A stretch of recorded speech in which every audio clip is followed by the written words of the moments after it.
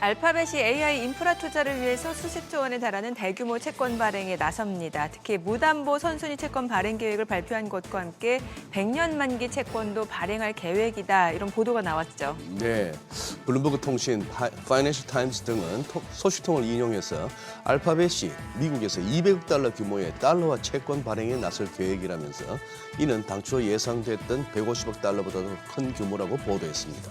네, 알파벳의 이런 공격적인 채권 발행은 AI 인프라 투자를 위한 자금 조달을 위해서라는 해석입니다. 올해 설비 투자 규모를 앞서 실적 발표 때 최대 1,850억 달러까지 확대할 계획이라고 이미 밝힌 적이 있었죠. 네, 기술 기업이 초장기 채권을 발행하는 것은 1990년대 후반 닷컴 버블 이후 처음인데요. AI 경쟁으로 초장기 채권 발행이 다시 등장하고 있다는 분석입니다. 네, 알파벳이 자금 조달에 나섰다는 신호는 AI 설비 투자 장기전에 대한 자신감으로 해석되는 동시에 빅테크 전반의 자금 수요 확대로 읽혀지고 있습니다. 이 가운데 간밤 뉴욕 증시 기술주 시장을 상승을 이끌었습니다. 잠시 후 자세한 내용 분석해 보도록 하겠습니다. 더 많은 국내 주식 정보 받아보실 분들은 카카오톡 채널 머니랩 추가하시기 바라고요. 또 모든 투자 판단의 책임은 투자자분들께 있다는 점도 알려드립니다. 그럼 글로벌 증시 상황부터 정리해 볼까요? 최지연 아나운서 소식 전해주시죠. 기술주 랠리가 다시 살아났습니다. 오랜만에 가치주와 중소형주가 아닌 기술주들이 시장을 이끌었는데요. 최근 테크주들이 고점 대비 크게 빠지면서 밸류에이션에 대한 매력도가 높아진 가운데 빅테크들의 대규모 투자로 성장에 대한 기대감과 견조한 실적에 대한 전망이 부각되면서 저가 매수세가 들어왔습니다. 특히 최근 폭락했던 소프트웨어 업종까지 랠리에 동참하면서 상승세가 더욱 가팔라졌습니다. 마감상 보면 오늘은 다우지수가 0.04% 소폭 오르는데 그쳤고요. S&P 500 지수와 나스닥 지수는 각각 0.47%, 0.9% 뛰었습니다. 대형 테크 기업들은 대부분 강세를 보였습니다. 오늘도 엔비디아는 천문학적인 AI 인프라 투자로 수혜를 볼 것이라는 전망 속에 주가가 2% 넘게 급등했고요. 마이크로소프트 주가도 3% 넘게 올랐는데요. 이 밤사이 오픈 AI에 대한 낙관적인 소식들이 여러 나오면서 마이크로소프트 주가와 오라클 주가가 동반 강세를 보였습니다. 우선 오픈 AI 서비스인 챗GPT 성장률이 10%대로 회복하고 코딩 특화 모델 AI 사용량이 일주일 만에 50%나 증가하는 것으로 알려졌습니다. 오픈AI는 이 같은 성장세를 앞세워서 1,000억 달러 규모의 투자 라운드 막바지에 나서고 있는데요. 이에 대해서 DA 데이비스는 오픈AI가 다시 구글의 최대 경쟁자로 자리매김할 수 있다면서 이번 투자를 받아 오라클과의 계약 의무를 이행할 수 있다고 평가했습니다. 이렇게 오픈AI의 투자 리스크가 줄어들 것이라는 기대감이 커지면서 관련주들의 매수세가 들어온 것으로 풀이됩니다. 이런 가운데 알파벳은 AI 투자 재원을 마련하기 위해서 닷컴 버블 이후 100년짜리 초장기 채권을 발행한다는 소식에도 주가가 소폭 상승하는 데 성공했습니다. 시총 6위부터도 보면 브로드컴은 반도체주 훈풍에 힘입어서 간밤 3% 넘게 올라갔고요. 테슬라와 메타도 상승세 이어갔습니다. 이렇게 기술주들이 오른 사이 오늘은 그동안 많이 올랐던 금융주, 소비재 업종을 쉬어가는데요. 버크셔 해서웨이와 월마트 모두 하락세로 마감했습니다. 여전히 AI 투자에 대한 회의론이 나오고 있지만 그래도 월가에서는 대체로 기술주들이 강력한 실적을 기반으로 성장 스토리가 계속 이어질 것이라고 보고 있습니다. 모건스탠리의 마이클 윌스는 기술주들의 매출 성장 기대치가 수십 년 만에 최고치에 도달한 반면 관련주들의 밸류에이션은 줄었다면서 특히 소프트웨어 업종은 매력적인 진입 시점이 열렸다고 덧붙였습니다. 또 CFRA에서도 역시 기술주 부문의 주당 순이익은 2026년에 32%, 2027년에는 추가로 20% 성장할 것으로 예상이 된다면서 이번 조정은 그동안의 상승분을 소화하는 데 필요한 과정이었다고 설명했습니다. 다만 단기적으로는 시장 변동성이 커질 수 있다는 우려가 계속 나오고 있습니다. 골드만삭스는 이번 주 미국 증시에서 추가 매도 압력이 나타날 수 있다고 경고했는데요. S&P 500 지수가 이미 단기 매도 촉발점을 건드리면서 CTA 등 추세 추정형 알고리즘 펀드의 주식 매도가 본격화됐다는 분석입니다. 이에 따라 향후 일주일간 시장 방향과 관계없이 이들 시스템 매매 전략은 순매도 기조를 유지할 것으로 전망이 됐는데요. 은행에서는 특히 S&P 500 지수가 6,707선 아래로 떨어지게 된다면 향후 한 달간 최대 800억 달러의 추가 매도 물량이 나올 수 있다고 분석했고요. 지수가 상승하더라도 일주일 동안 약 87억 달러의 물량을 정리할 것으로 내다봤습니다. 이번 주에 나올 CPI 지표에 시장의 관심이 쏠리고 있는 가운데 물가 부담에 대한 우려를 줄여주는 지표들은 연일 나오고 있습니다. 주말에 미시간대 1년 기대 인플레이션이 크게 하락한 데 이어서 뉴욕 연은에서 집계하는 단기 기대 인플레이션 전망치 역시 12월에 3.4%에서 1월에는 3.1%까지 떨어졌습니다. 또 노동시장에 대한 비관론도 한층 완화된 것으로 나타났습니다. 앞으로 1년간 실직할 가능성은 낮아지고 실직하더라도 새 일자리를 찾을 가능성은 높아졌다고 소비자들은 응답했는데요. 통상 이 두 수치의 격차는 실업률의 방향을 미리 보여주는 선행지표로 활용되는 만큼 고용 여건이 개선되고 있다는 신호로 해석할 수 있겠습니다. 달러는 다시 4주 만에 최저치까지 떨어졌습니다. 주말 사이 달러에 영향을 줄 만한 소식들이 많았는데 우선 일본 자민당이 중의원 선거에서 압승을 거둔 가운데 이 정치적 불확실성이 해소됐다는 심리가 퍼지면서 엔화가 강세를 보였고요. 또 중국의 금융당국이 미 국채 비중을 축소하라고 지시하면서 미국 자산에 대한 위상이 흔들리고 있다는 우려가 커지자 달러가 하방 압력을 받았습니다. 국채금리는 다카이치 트레이드 재개와 중국의 국채 혜택 소식에 장초반 상승세를 보이긴 했지만 일단 이번 주에 나올 대형 지표 발표를 앞두고는 하락세로 전환했습니다. 결국 10년물 금리와 2년물 금리 모두 소폭 하락세로 마감했습니다. 국제유가는 미국이 자국 선박들의 호르무즈 해협을 피하라고 권고하면서 상승했습니다. 오늘 WTI와 브렌트유는 모두 1% 넘게 오름세 보였고요. 오늘 달러가 약세를 보이면서 금은 다시 큰 폭으로 뛰었습니다. 금선물은 2.41%로 급등하면서 다시 온스당 5,000달러 위에서 마감했습니다. 지금까지 굿모닝 마켓이었습니다.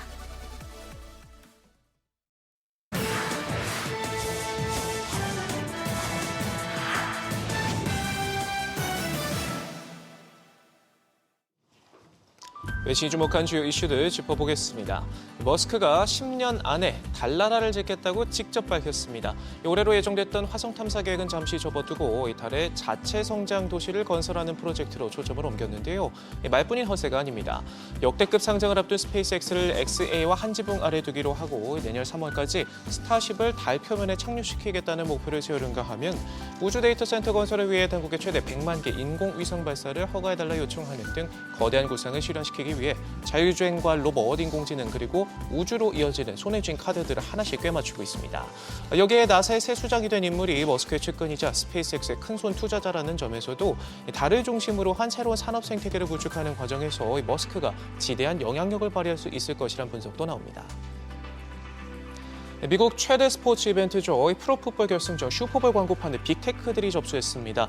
30초에 우리 돈 120억 원에 육박한 비용에도 앞다퉈 지갑을 열었는데 전문가들은 이를 AI 버블 붕괴의 신호로 볼 수 있다는 해석을 내놨습니다. 기술 발전이 아니라 광고를 통한 이용자 수 확대 경쟁은 과거에도 나타났던 붕괴 조짐이란 설명인데요. 수익이 나지 않은 상황에서 닷컴 버블 시대에 유행했던 낡은 지표를 강조하고 있다면서 이용자 수라는 성공 기준도 더 느슨해졌다 지적했고요. 올해 슈퍼볼 광고들은 AI를 대대적으로 홍보했는데 인공지능이 곧 터질 버블인지를 보여주는 유일한 지표일지도 모른다 짚었습니다. 엔스로픽이 내놓은 AI 도구가 소프트웨어 산업을 뒤흔들 수 있다는 우려도 시장을 흔들고 있죠. 미국 사모대출 시장에도 경고 신호가 켜졌는데요. 주요 차입자군인 소프트웨어 기업들의 사업 안정성에 대한 의문이 제기되면서 우려가 즉각 현실로 나타나고 있습니다. RS 매니지먼트와 KKR, 블루아울 캐피털 등의 주가가 일제히 미끄러졌는데 AI 도입 속도가 차익 기업들의 사업 전환이나 적응 속도를 앞지를 경우 상당한 비용 부담으로 돌아올 수 있다는 지적이 나옵니다. UBS는 보다 공격적인 시나리오를 가정할 경우 미국 사모대출 시장의 부도율이 최대 13%까지 상승할 수 있다고 내다봤고요. 무디스도 AI 관련 차익 급증과 레버리지 확대의 투명성 부족은 상당한 경고 신호다 짚었습니다. 뉴욕 증시가 최근에 급락세를 대부분 만회하며 반등에 성공했지만 이번 주 추세 추종형 알고리즘 펀드들의 대규모 매도세가 이어질 것이란 경고가 나왔습니다. 골드만삭스는 S&P 500이 이미 단기 매도 촉발점을 건드리면서 상품 거래 자문인들의 주식 처분이 시작됐다 분석했는데요. 펀더멘털보다는 시장의 방향성을 추종하는 이들의 시스템 매매 전략이 향후 일주일간 시장의 방향과 관계없이 순매도 기조를 유지할 것으로 전망했습니다. 그러면서 이번 주 증시가 추가 하락할 경우 약 330억 달러 규모의 매도 물량이 쏟아질 것으로 봤는데 특히 S&P 500 지수가 6,700선 아래로 떨어지면 향후 한 달간 최대 800억 달러의 추가 매도 물량이 나올 수 있다고 하고요.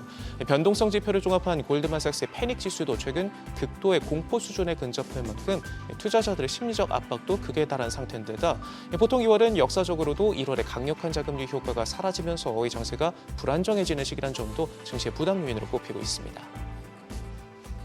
차기 연준 의장 후보인 케빈 워시의 통화 정책 방향을 둘러싸고 우려가 이어지고 있습니다. 경제학자들은 AI로 경제 생산성이 크게 올라가 물가 자극 없이 금리를 낮출 수 있다는 워시의 주장을 인정할 수 없다는 입장이고요. 작은 연준론도 힘을 얻지 못하고 있습니다. 스콧 베센트 재무장관도 연준의 자산 매입 정책과 관련해 생각을 밝혔는데 연준이 결정할 사안이라면서도 성급한 조정은 없을 것이라고 말해 양적 긴축에 나서지는 않을 것임을 시사했고요. 또 연준이 충분한 지급준비금을 유지하는 정책 체제로 이동할 경우 더 큰 자산 규모가 필요하다면서 방향을 정하는 데 최소 1년은 걸릴 수 있다고 부연했습니다. 마지막으로 금과 은 광풍 뒤에 중국의 아줌마 부대가 있었다는 월스트리트저널의 분석까지 짚어보죠. 지난 한 해 중국 투자자들이 사들인 골드바와 금화는 전년보다 30% 가까이 늘어난 432톤에 달했는데 같은 기간 전 세계 구매량 중 3분의 1에 근접한 규모입니다. 월스트리트저널은 현지 부동산 시장이 혹독한 침체를 겪는 데다 주식시장은 등락이 크고 은행은 이자가 낮아 중국 가계가 여유 자금을 맡길 만한 곳이 마땅치 않다 짚으면서 스마트 거래 서비스 천국답게 금 ETF를 비롯한 귀금속 투자 상품이 이 앱에서 커피를 주문하듯 살 수 있을 만큼 큰 인기다 설명했고요. 현물금에 대한 인기도 매우 높아서 금 시장과 보석 사계는 인파가 줄을 서서 골드바와 유리 항아리에 담긴 1g짜리 황금콩을 앞다퉈 구매한다 부연했습니다. 실제로 지난해 중국의 금 ETF에는 역대 최대 자금이 유입됐고 상하이 선물거래소에서 금 선물 거래량도 연간 최고 기록을 경신하기도 했습니다. 지금까지 글로벌 비즈였습니다.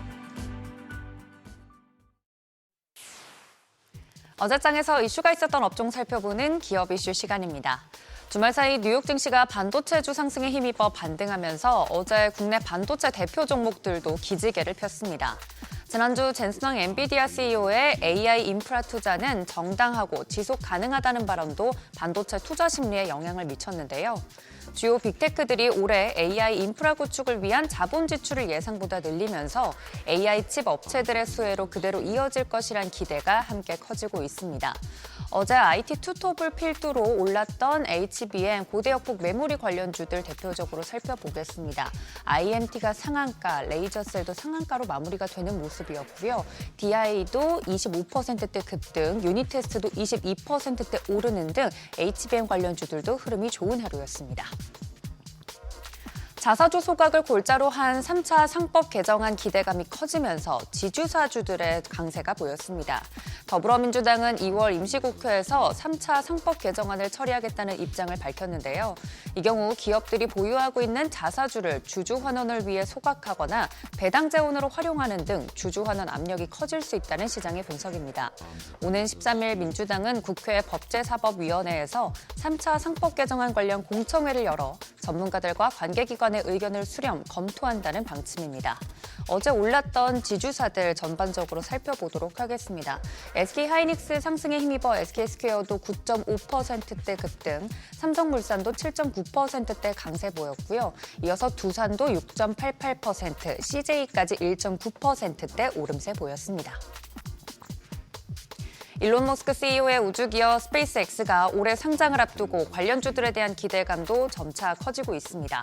현재 스페이스X는 차세대 발사체인 스타쉽의 상용화를 목표로 발사 빈도를 빠르게 확대하고 있는데요. 이에 따라 발사체 1기당 소재 투입량이 큰 특수 합금 수요 역시 구조적으로 증가할 전망입니다. 대표적으로 극한 환경 대응 소재 대표 기술 기업으로 언급되고 있는 나노팀도 어제 강세를 보이는 등 소재 부품 관련주들 흐름이 좋았습니다. 대표적으로 나노팀 앞서 말씀드린 것처럼 12%대 급등, 미래에셋증권도 관련 테마로 묶이면서 11% 상승세 이어가고 있고 아주아이비 투자까지 5.3%대 올랐습니다. 아모레퍼시픽 주가가 지난해 실적 개선에 대한 호평 속에 급등했습니다. 회사는 앞서 지난해 연결 기준 매출이 4조 2,528억 원으로 전년 대비 9.46% 증가했고 영업이익은 52%대 늘었다고 밝혔습니다. 특히 해외 영업이익은 2,099억 원으로 101%대나 급증했는데요. 이런 호실적과 더불어 대외적으로는 일본 자민당이 총선에서 압승해 중국의 한일령이 장기화될 수 있다는 관측이 나오면서 국내 화장품 기업이 반사이익을 볼 것이란 기대됨도 호재로 함께 작용했습니다. 이외에 화장품 소재 및 ODM 전문 기업 NFC도 지난해 역대 최대 실적을 기록하면서 상한가로 마무리가 되는 모습이었고 설명드린 아모레퍼시픽도 코스닥도 20%대 급등하며 주당 16만 5천 원대에 마무리가 됐습니다. 마지막으로 VT까지 11%대 오르는 등 화장품 관련주들 전반적으로 좋았습니다. 지금까지 기업 이슈 전해드렸습니다.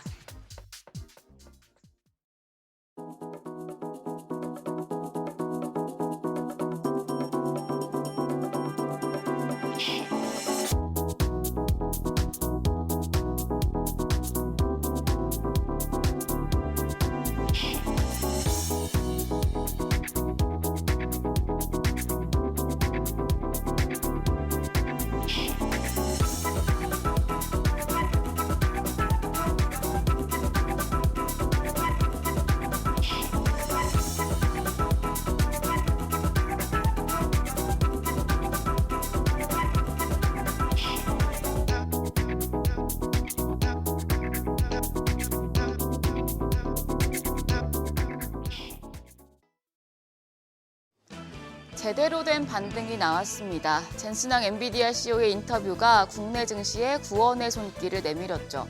반도체 대표주들이 반응하며 지수 상승을 이끌었습니다. 악재 발생 이후에 급격한 반등이 나온다는 건 그만큼 시장에서 저가 매수를 노리는 힘이 강하다는 거겠죠. 그런데 2월 들어서 워낙 변동성이 큰 터라 지수가 언제 떨어질지 모른다는 불안감도 공존하고 있는 상황입니다. 어제장 복귀하면서 오늘장 투자 포인트 체크하시죠. 양대 지수 장중 내내 강했습니다. 코스피는 4.1% 급등해서 5,300선 코앞에서 마감했고 코스닥도 4.3% 올라 1,100선을 회복했습니다. 젠슨항 CEO가 AI 수요가 엄청나게 강하다며 과잉 투자 논란을 진정시키자 뉴욕 증시 따라 국내 증시도 반등했습니다. 그러자 메이저 수급 주체 쌍끌이 매수세를 나타냈습니다. 코스피에선 기관이 2조 7천억 원 넘는 강한 사자세를 나타냈습니다. 전기전자 업종을 집중적으로 순매수했고요. 외국인은 4거래일 만에 순매수로 전환이 됐는데 4,400억 원 넘는 매수 우위 기록했습니다. 반면 개인들은 3조 3천억 원 가까이 팔아냈습니다. 코스닥 시장에서도 기관이 4,800억 원 넘게 사자세 기록했고 외국인 1,629억 원 순매수하며 지수 상승을 이끌었습니다. 개인만 홀로 6,100억 원 가까이 팔아냈습니다. 시총 상위 대형주 급등락이 엄청납니다. 코스피 시총 상위 10개 종목 하루 전엔 일제히 하락했다가 또 어제는 일제히 상승부를 켰습니다. 삼성전자가 5% 가까이, SK하이닉스가 6% 가까이, 그리고 SK스퀘어가 10% 가까이 오르며 지수 상승 기여도가 굉장히 컸고요. AI 밸류체인 내에서 두산 에너빌리티도 7% 넘게 뛰었습니다.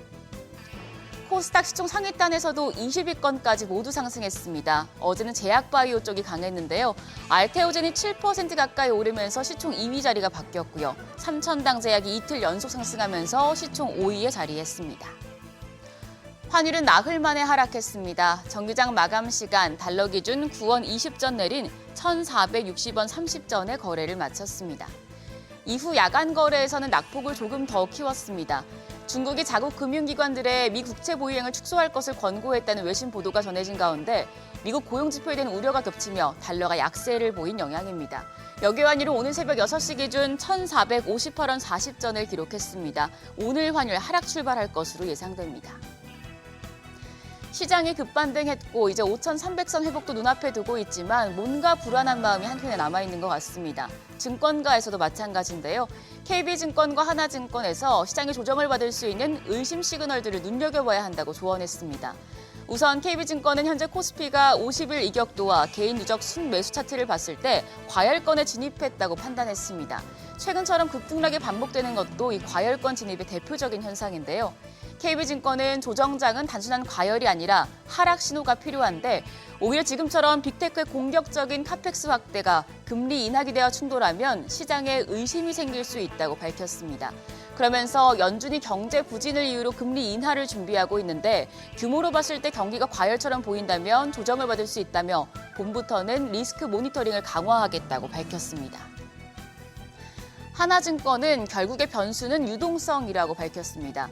그러면서 캐비너 씨가 처음 주관할 6월 FOMC에서 어떤 결과가 나올지 그리고 지금 하락했던 비트코인, 디지털 자산이 의미 있는 반등 신호를 보일지 확인해야 시장에 대한 불안감이 사그라들 수 있다고 밝혔습니다. 시장이 지금 어느 정도 올라와 있기 때문에 이럴 때일수록 여러 가지 지표들 꼼꼼하게 체크하시면서 리스크 관리하셔야겠습니다. 일정입니다. MSCI 분기 리뷰가 발표됩니다. 실제로 반영되는 리밸런싱일은 오는 27일이 되겠습니다. 실적 발표 체크하셔야겠는데요. 오늘 두산과 NC소프트, KT, CL 대한통운 등이 4분기 실적을 공개합니다. 한편 어제 시간의 거래에서는 일부 항공 관련주가 상승했습니다. 개별 호재들에 반응하는 모습이었습니다. 그럼 프리마켓 통해서 개장 분위기 가늠해 보시죠. 간밤 뉴욕 증시 기술주 반등의 강세가 이어졌습니다. 의구심 속에서도 반도체주 다시 상승하는 흐름을 보이고 있는데요. 오늘 유가증권 시장 시총 1위부터 6위까지 보시면 SK 하이닉스 제외하고 나머지 종목들은 강세 이어갑니다. 삼성전자가 0.1% 소폭의 오름세로 16만 6,600원, SK하이닉스 보합이고요. 현대차가 뜁니다. 4.2% 가까이 상승하며 현재 거래가 49만 8천원입니다. LG에너지솔루션이 0.8% 오름세로 39만 7,500원, 삼성바이오로직스가 0.6%, SK스퀘어가 1% 넘게 오르면서 56만 9천원대 거래되고 있습니다. 코스닥 시총 1위부터 6위까지는 혼조입니다. 에코프로는 상승합니다. 0.8% 가까이 상승하며 거래가 16만 300원이고요. 알테오젠 하락합니다. 0.9% 내림세로 38만 2,500원. 에코프로 BM은 0.5% 가까이 오르면서 거래가 20만 7,500원입니다. 레인보 로보틱스가 지금 시총 6위권 내에서는 가장 강합니다. 3.2% 강세, 거래가 70만 9천원이고요. 반면 어제까지 강했던 삼천당 제약이 1.85% 약세로 53만 원대, ABL 바이오가 1.1% 빠지면서 18만 7,100원대에 거래되고 있습니다. 5,300선을 코앞에 둔 코스피, 일단 프리마켓 상황을 보면 좀 혼조세를 보이고 있는데 오늘도 반도체가 시장을 주도적으로 끌고 갈 수 있을지 아니면 차익 실현 매물이 다시 출회될지 개장 분위기 지켜보셔야겠습니다. 지금까지 어제장 오늘장이었습니다.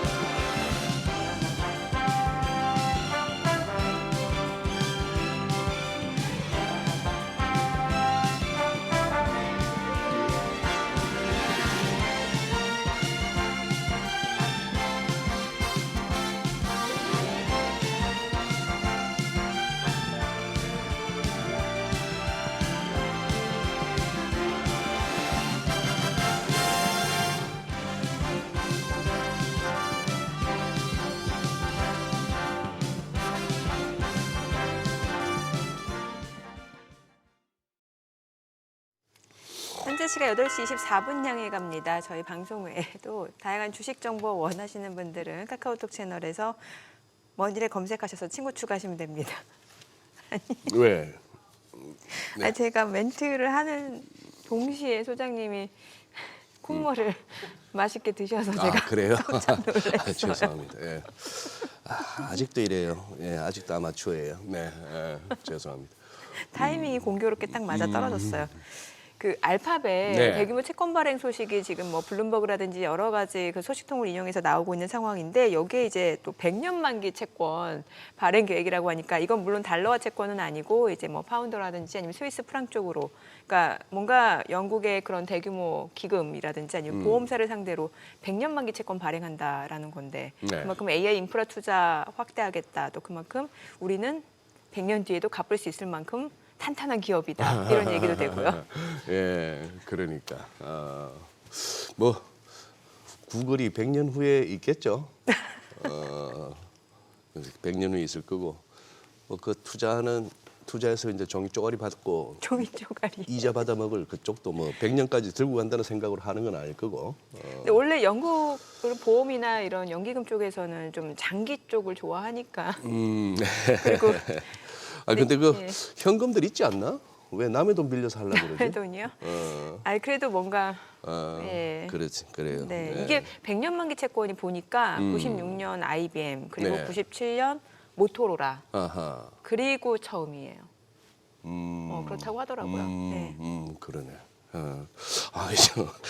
이제 공부 좀 해야겠다 요새. 정민앵커 뭐 말씀하시는데 뭘 받아주지를 못하겠네. 아는 게 없어가지고. 아니, 오늘은 제가 이해할게요. 소장님이 지금 감기 초기 증상이 있으시니까. 예, 그래요. 좋습니다.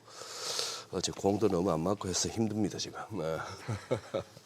자, 오늘 또 네, 함께 해주실 분 모셔보겠습니다. 샤방샤방한, 네, 네. 미래에셋 자산운용 최창규 ETF 리서치 본부장님 함께합니다. 어서 오세요. 네, 안녕하세요. 오랜만입니다. 예, 예. 저는 제가 나와가지고 웃으신 줄 알았어요. 너무 좋아서. 네, 저의 착각이었습니다. 예. 아니 저기 네. 우리 뭡니까? 일단 뭐 제가 구글 얘기 잠깐 드리면 예. 네, 구글이 올해 투자하기로 한 캐펙스 투자 규모가 1,800억 달러입니다. 맞아요. 그렇지만 1850. 작년에 네. 수익이 1,300억 달러니까 산술적으로 물론 잉여 현금이 있겠지만 산술적으로 작년에 벌어들인 돈보다 더 많은 돈을 투자를 해야 되는 상황이거든요. 네. 그 작년에 300억 달러. 그게 매출? 이익입니다. 이익. 네네네. 아우. 그러니까 결국은 1,300억 네. 달러 벌었고 1,800억 달러 투자해야 되니까 네. 500억 달러 정도 빵꾸가 난 거죠. 빵꾸. 네. 펑크가 예. 난 거죠. 물론 이렇게 단순하게 벌어들인 돈과 투자할 돈 나누는 건 아니겠지만 결국은 시장에서는 이런 빅테크 기업들, 특히 하이퍼 스케일러라고 불리우는 이런 기업들이 대규모 캐펙스 투자를 하게 되어 있고요. 네. 참고로 올해 예정되어 있는 대규모 캐펙스 투자 규모만 무려 6,600억 달러입니다. 와. 이거 감이 안 잡히네. 예, 6,600억 달러면 얼마일까요? 아우. 한 800조. 예, 800조, 900조? 네. 예, 그냥 1,000조라고 하죠. 뭐. 예, 1,000조 원 예. 정도의 캐펙스 투자를 하게 돼 있고 그러다 보니까 자본 조달에 대한 부담감 그리고 또 이렇게 자본 조달을 했을 때 얼마만큼 수익성으로 연결될 수 있어라는 것이 끊임없이 화두로 던져지고 있습니다. 참고로 이 금액들을 자기 자본으로만 조달하기는 어렵겠죠. 방금 얘기했던 알파벳의 사례처럼 채권을 발행하는 것도 좋은 방법이 될 수 네. 있겠지만 소위 말하는 그런 쪽으로 투자하는 친구들 글로벌 사모펀드 네. 애들도 예. 굉장히 많이 그쪽에 투자를 많이 했었거든요. 예. 참고로 간단하게만 말씀드리면 네. 지금 대표적인 사모펀드들 상장되어 있는 사모펀드들이 많아요. 예를 들어 블랙스톤 같은 경우에는 데이터 센터 리츠 예. QTS를 보유하고 있어서 예. 데이터 센터 쪽으로 굉장히 빠르게 투자를 하고 있는 사모펀드고요. 예. KKR 들어보셨죠? 네. 네, KKR 같은 경우에는 인프라, 에너지 이런 쪽으로 많이 투자를 하고 있고요. 그리고 아폴로라는 친구가 있는데 이 친구는 사모 대출. 즉 우리끼리 대출하고 그걸 유동화해서 그거를 상품으로 만드는 일종의 BDC라고 불리우는데요. 비즈니스 디벨롭먼트 컴퍼니 이런 쪽으로 투자를 좀 많이 하고 있기 때문에 실제로 자본 조달하는 방법이 방금 얘기했던 것처럼 채권만 조달하는 게 아니라 사모펀드들도 거기 상당히 많이 개입되어 있다. 이렇게 분석할 수 있고요. 그렇다면 소장님 최근에 사모펀드 주가는 어떨까요? 사모펀드 조금 안 좋은 걸로 아는데. 네, 안 좋습니다. 네. 제가 왜 안 좋은지를 여러 가지 측면에서 좀 분석을 하다 보니까 아무래도 어젯밤에는 오라클이 드디어 상승을 해주면서 네네. 시장의 불안감을 일부 해소시켜주긴 했지만 예. 여태까지 대규모 캐펙스 투자한 거에 대한 수익성 날 수 있겠어? 이러다가 또 문제 생기는 거 아니야? 뭐 그런 이슈들이 계속 맞물리면서 사모펀드도 주가가 안 좋았고 저는 이런 생각도 해봐요. 제가 공매도에 대해서 확실히 알고 있는 건 아니지만 만약에 소장님께서 예. 데이터 센터들 괜찮겠어? 나는 공매도 칠 거야. 그러면 누굴 공매도 칠까요? 블랙스톤을 공매도 치면 되겠죠. 아하. 예, 예, 예. 아하. 블랙스톤을 공매도 아, 치면 되겠죠. 예. 아니면 에너지 인프라 이거 좀 위험해. 어찌 됐건 태양광으로 가야 될 건데 에너지 인프라가 필요 있겠어? 그러면 방금 얘기했던 뭐 KKR 성정되어 있으니까 네네. 그거를 공매도 치면 되겠죠. 예. 아마 이런 AI 산업의 그 기술 발전에 따른 대규모 캐펙스 투자 이것은 언젠가 문제가 될 거다라고 생각하는 친구들도 분명히 있을 거거든요. 네. 그런 친구들이면 이런 글로벌 사모펀드의 공매도를 치면 되겠죠. 옛날에도 그런 것들 좀 많았었거든요. 옛날에도 사모펀드들 중에서 예를 들어 중국 주식을 많이 투자했다. 네. 근데 중국 주식에 대해서 나는 부정적이야. 그러면 중국 주식을 공매도 칠 수는 없지 않습니까? 그러면 그 사모펀드를 공매도를 치면 되죠. 그런 그 역사적인 흐름들이 있었기 때문에 저는 최근에 사모펀드들의 주가 흐름 봤을 때 분명히 AI 산업, 특히 뭐 AI 소프트웨어, 데이터 센터 이런 쪽 너무 과도한 것 같아라고 생각하는 친구들도 꽤 있는 것 같습니다. 안 그래도 최 본부장님 잘 나오셨어요. 제가 일일이 다는 못 보지만 최근에 어떤 영상에서 최 본부장 출연하셔가지고 썸네일만 봐서는 네. 다소 미국장에 대해서는 좀 경계감을 표출하시는 것 같고. 네, 맞습니다. 결국은 우리 한국장에 대해서는 또 나쁘지 않게 보시는 것 같았는데. 네. 그걸 이제 오늘 이 시간을 통해서 한번 듣고 싶고. 네. 그 전에 한번 정리 한번 해볼게요. 네. 자, 구글이 알파벳이 그래요. 회사채를 발행해요. 네. 뭐 만기가 100년이든 뭐 몇십 년이든 간에. 네. 자, 그걸 갖다가 그러면 투자하는 사람들 입장에서는 네. 미국 국채보다는 그래도 높은 이자를 받겠죠? 그렇겠죠. 그죠? 네. 미국 국채보다는 이자를 높게 받고 아까 말씀하신 블랙스톤 같은 사모펀드들은 고객들로부터 우리 저런 데다 투자할게요 해서 돈을 받아서 네. 그걸로 이제 살 거 아닙니까? 그렇죠. 그 사이 약간 남겨 먹을 거고. 네, 스프레드 남겨 먹겠죠. 남겨 먹겠고. 네, 네. 그러면 좋아. 미국 국채보다는 조금 더 뭐 나은 이자를 갖다 수익률을 제공해야 돈이 몰릴 거고. 네. 또 그 대규모 자금 뭐 연기금이나 이런 데서 보험사 같은 데는 뭔가 돈을 담아둘 만한 데가 다 주식하고 뭐 언제 뭐 있지도 않는 코인 갖고 공매도 칠지도 모르는 저 비트코인을 담아둘 수도 없는 거고. 그렇죠. 그리고 또 그게 최근에 왜 가상화폐인지 이번에 그 용어 자체의 정의가 확연하게 드러났고 비썸 사태에서 네네. 이것들이 뭐 있지도 않는 걸로 막 주고 사고 그런 게 드러났잖아요. 네, 저한테도 좀 줬으면 좋았을 텐데. 자 그렇게 되면은 좋아요. 네. 됐는데 아까 사모펀드가 저렇게 했다는 얘기는 그 말씀은 아까 또 임선우 캐스터가 CNBC 기사도 소개했습니다. 한 3조 달러 위태위태하다 사모펀드 쪽. 네. 조금 더 그러면 지금 사모펀드 쪽에 그러면 그 약간 경고음이 조금 구체적으로 한번 설명해 줘 보세요. 일단은 사모펀드들의 수익 구조를 본다면은 네. 크게 보면은 각 단계 그 인프라 단계에서 AI 인프라 단계에서 투자를 합니다. 크게 보면은 각 단계별로 투자를 합니다. 네. AI 인프라. 네. 크게 보면은 연산이면 칩을 생각하시면 되고요. 엔비디아나 AMD 같은 그런 회사들한테 투자를 하게 돼 있고요. 그렇다면은 가장 그 근본적인 질문은 뭐냐면 결국은 빅테크가 엔비디아 칩을 못 구하면 투자를 할 수가 없다. 이 단계에서 가장 많이 투자하는 회사가 블랙스톤. 그런 회사가 이 단계에서 예. 가장 많이 투자를 하고요. 두 번째가 플랫폼입니다. 플랫폼이라는 건 뭐냐면 칩을 받아가지고 그걸 가지고 데이터 센터를 짓는 오라클 같은 회사들이고요. 예. 이런 데이터 센터에 투자하는 것이 뭐 블랙스톤, 브룩필드는 부동산 쪽 많이 투자하는 예. 회사거든요. 이런 회사들이 투자를 하고요. 세 번째로는 데이터 센터를 짓게 되면 최근에 가장 크게 문제가 되고 있는 게 뜨거움. 냉각 장치도 굉장히 하나의 큰 인프라거든요. 그래서 냉각 장치, KKR 같은 경우가 이런 냉각 장치에 투자를 하고 마지막으로 전력, 그리드, 이런 에너지 이런 쪽이 부족하게 되면은 굴러가지 않거든요. 여기에 투자하는 게 아까 얘기했던 블랙락, 네. 예, 그리고 뭐 블랙스톤 이런 친구들이 이런 쪽에 투자를 합니다. 각 단계별로 투자를 하기 때문에 결국은 어떻게 사모펀드들이 이것 때문에 문제야 아니면 요거 하나 때문에 문제가 생길 거야라고 볼 수는 없겠지만 지금은 가장 크게 문제가 되고 있는 것은 플랫폼, 즉 데이터 센터 쪽에 돈이 너무나 많이 들어가고 있고 또 그 데이터 센터를 돌려서 발생할 수 있는 수익성, 즉 AI 소프트웨어 회사들이 얼마만큼 수익성을 발휘할 수 있는지 이게 관건인데요.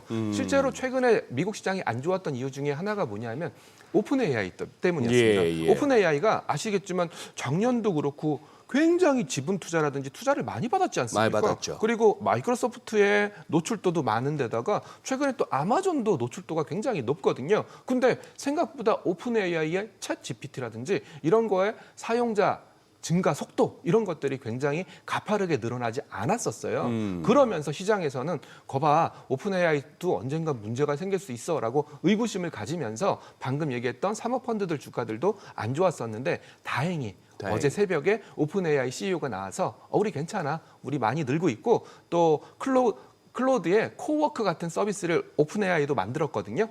이거 굉장히 빠르게 늘고 있어라고 하면서 시장의 불안감을 어느 정도 해소시켜줬기 때문에 오라클 주가도 최근에 어제 많이 올랐죠. 그러니 클로드 코워크하고 네. 비슷한 걸 우리도 만들었어. 결국 계속해서 엔트로픽이나 뭐 오픈 AI나 앞으로도 계속 경쟁이 나갈 수밖에 없다는 얘기 아니에요. 지금 상황에서는 솔직히 누가 승자가 될지 모르겠어요. 아마 정민 앵커님은 아실 것 같은데요. 누가 승자가 될까요? 누가 승자가 될지 모르겠지만 지금 상황에서는 투자를 안 해서 경쟁력을 갖추지 못한다면 뭐 메모리 기업이겠죠. 영원한 2위가 아니겠죠. 낙오자가 될 수밖에 없는 그런 구도다 보니까 시장에서는 정말 냉정하게 바라보고 있는 거예요. 그래서 결국에 걔네들이 싸울수록 메모리 수요가 폭발적으로 증가할 수밖에 없고. 그렇죠. 그래서 우리 기업들이 좋다 좀 이 네. 얘기를 하고 싶으신 네, 길게 좀 거죠? 얘기를 드렸는데 결론적으로 이렇게 싸움이 늘어나고 데이터 센터 관련된 투자를 늘어날수록 거기에 납품하는 회사들, 즉 밸류체인의 하단에 있는 하드웨어 회사들은 좋을 수밖에 없다. 그렇지만 미국에서도 제가 방금 말씀드린 논쟁이 뜨거워요. AI 기술이 발달하면 거대 소프트웨어 회사들이 버틸 수 있을까? 이 부분에 대해서는 젠슨 황께서는 버틸 수 있다, 괜찮다. 거대 소프트웨어 기업들은 아직까지 경쟁력을 갖추고 있다라고 생각하는 쪽도 있고 또 AI 산업의 빠른 발전 속도를 보는 입장에서는 아니야, AI의 발전이 언젠가는 이런 거대 소프트웨어 기업들을 잡아먹을 거야. 이렇게 생각하는 의견들이 좀 팽팽하게 맞서고 있어서 미국장은 뭐 지난주까지만 해도 굉장히 울퉁불퉁했다. 저는 그렇게 표현을 하고 있고요. 아직까지 끝나지 않았습니다. 끝나지 않았고요. 오라클 이만큼 떨어졌다가 마이크로소프트도 고점 대비해서 예. 거의 30% 이상 20% 이상 떨어졌거든요. 예. 그래서 오늘 3% 반등했어요. 그러니까. 그렇기 때문에 게임이 끝났다. AI의 발전이 소프트웨어 기업들의 경쟁력, 해자를 무너뜨릴 수 있다라고 생각하는 쪽도 굉장히 많고 저도 약간 후자 쪽에 좀 무게를 두고 있는 입장이다 보니까 미국 시장에 대해서 그렇게 긍정적으로 볼 수만은 없지 않을까라는 생각을 시장에 좀 전달을 드리고 있습니다. 뭐 지금 미국에서 흔히 말하는 3대 지수라면 다우, S&P 500, 나스닥이고 네. 거기다가 뭐 러셀 2000까지도 중소형주 네. 한번 살피고 이 정도인데 사상 최고치 경신하고 있는 거는 다우예요. 그렇습니다. 나머지 지수들은 필라델피아 반도체 지수 포함해서 최근에 봤던 고점을 아직 넘지는 못했는데 네. 이 다우가 보니까 맥도날드, 코카콜라, 우리 M7 그리고 AI 그럴 동안에 쳐다보지도 않았던 종목들이 그동안에 보니까 엄청 올랐어요. 다우 지수의 정확한 명칭이 혹시 뭔지 아십니까? 다우존스 인더스트리얼 에버리지. 산업지수지 않습니까? 그러니까. 산업지수, 테크지수가 아닙니다. 아하. 나스닥은 어찌됐건 금융업종이 빠져있기 때문에 예. 나스닥은 테크 비중이 굉장히 높은 지수고요. 예. S&P 500도 시가총액 방식으로 500개 기업을 담지만 빅테크 기업들이 많이 들어갈 수밖에 없죠. 그렇죠. 그렇지만 다우지수는 산업지수, 산업평균지수입니다.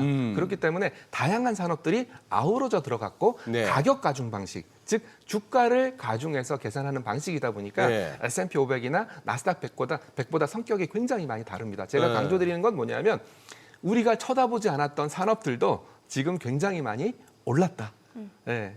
그래서 미국도 어찌 본다면 색깔이 좀 변하고 있는 거 아닌가. 참고로 어젯밤에는 오라클이 반등하면서 다른 나머지 필수 소비재라든지 이민 소비재 주가들이 좀 떨어지긴 했지만 미국도 색깔이 좀 많이 달라지고 있다. 그리고 또 혹시 소장님 그 색깔이 달라지고 있는 배경 중에 하나가 예. 비만 치료제 때문인 거 혹시 아시나요? 그래요? 예. 요즘에 힘센 헐스랑 한참 여러 가지 이슈들이 많잖아요. 그렇죠. 예. 비만 치료제가 예. 각광을 받으면서 사람들이 더 이상 과자를 안 먹습니다. 어? 과자를 안 먹고 당이 들어간 음식들을 많이 안 먹는다는 반비만적인 그러니까 결국은 그 얼마 전에 월마트는 시총 1조 달러 넘어섰는데 그렇죠, 그렇죠. 그러면 그거는 이제 뭔가 디저트류가 아니라 다른 쪽 그렇죠. 매출이 늘어났다는 네, 거고. 다른 쪽 매출이 늘어난 거고요. 그러면 맥도날드나 코카콜라 펩시콜라. 펩시콜라가 뭐 치토스라든지 과자류들 많이 갖고 있거든요. 예, 예, 브랜드를. 그래서 예. 오히려 건강한 사람들일수록 펩시콜라를 멀리해야 된다. 뭐 그런 움직임들이 나타날 정도로 미국도 패러다임이 굉장히 빠르게 바뀌고 있습니다.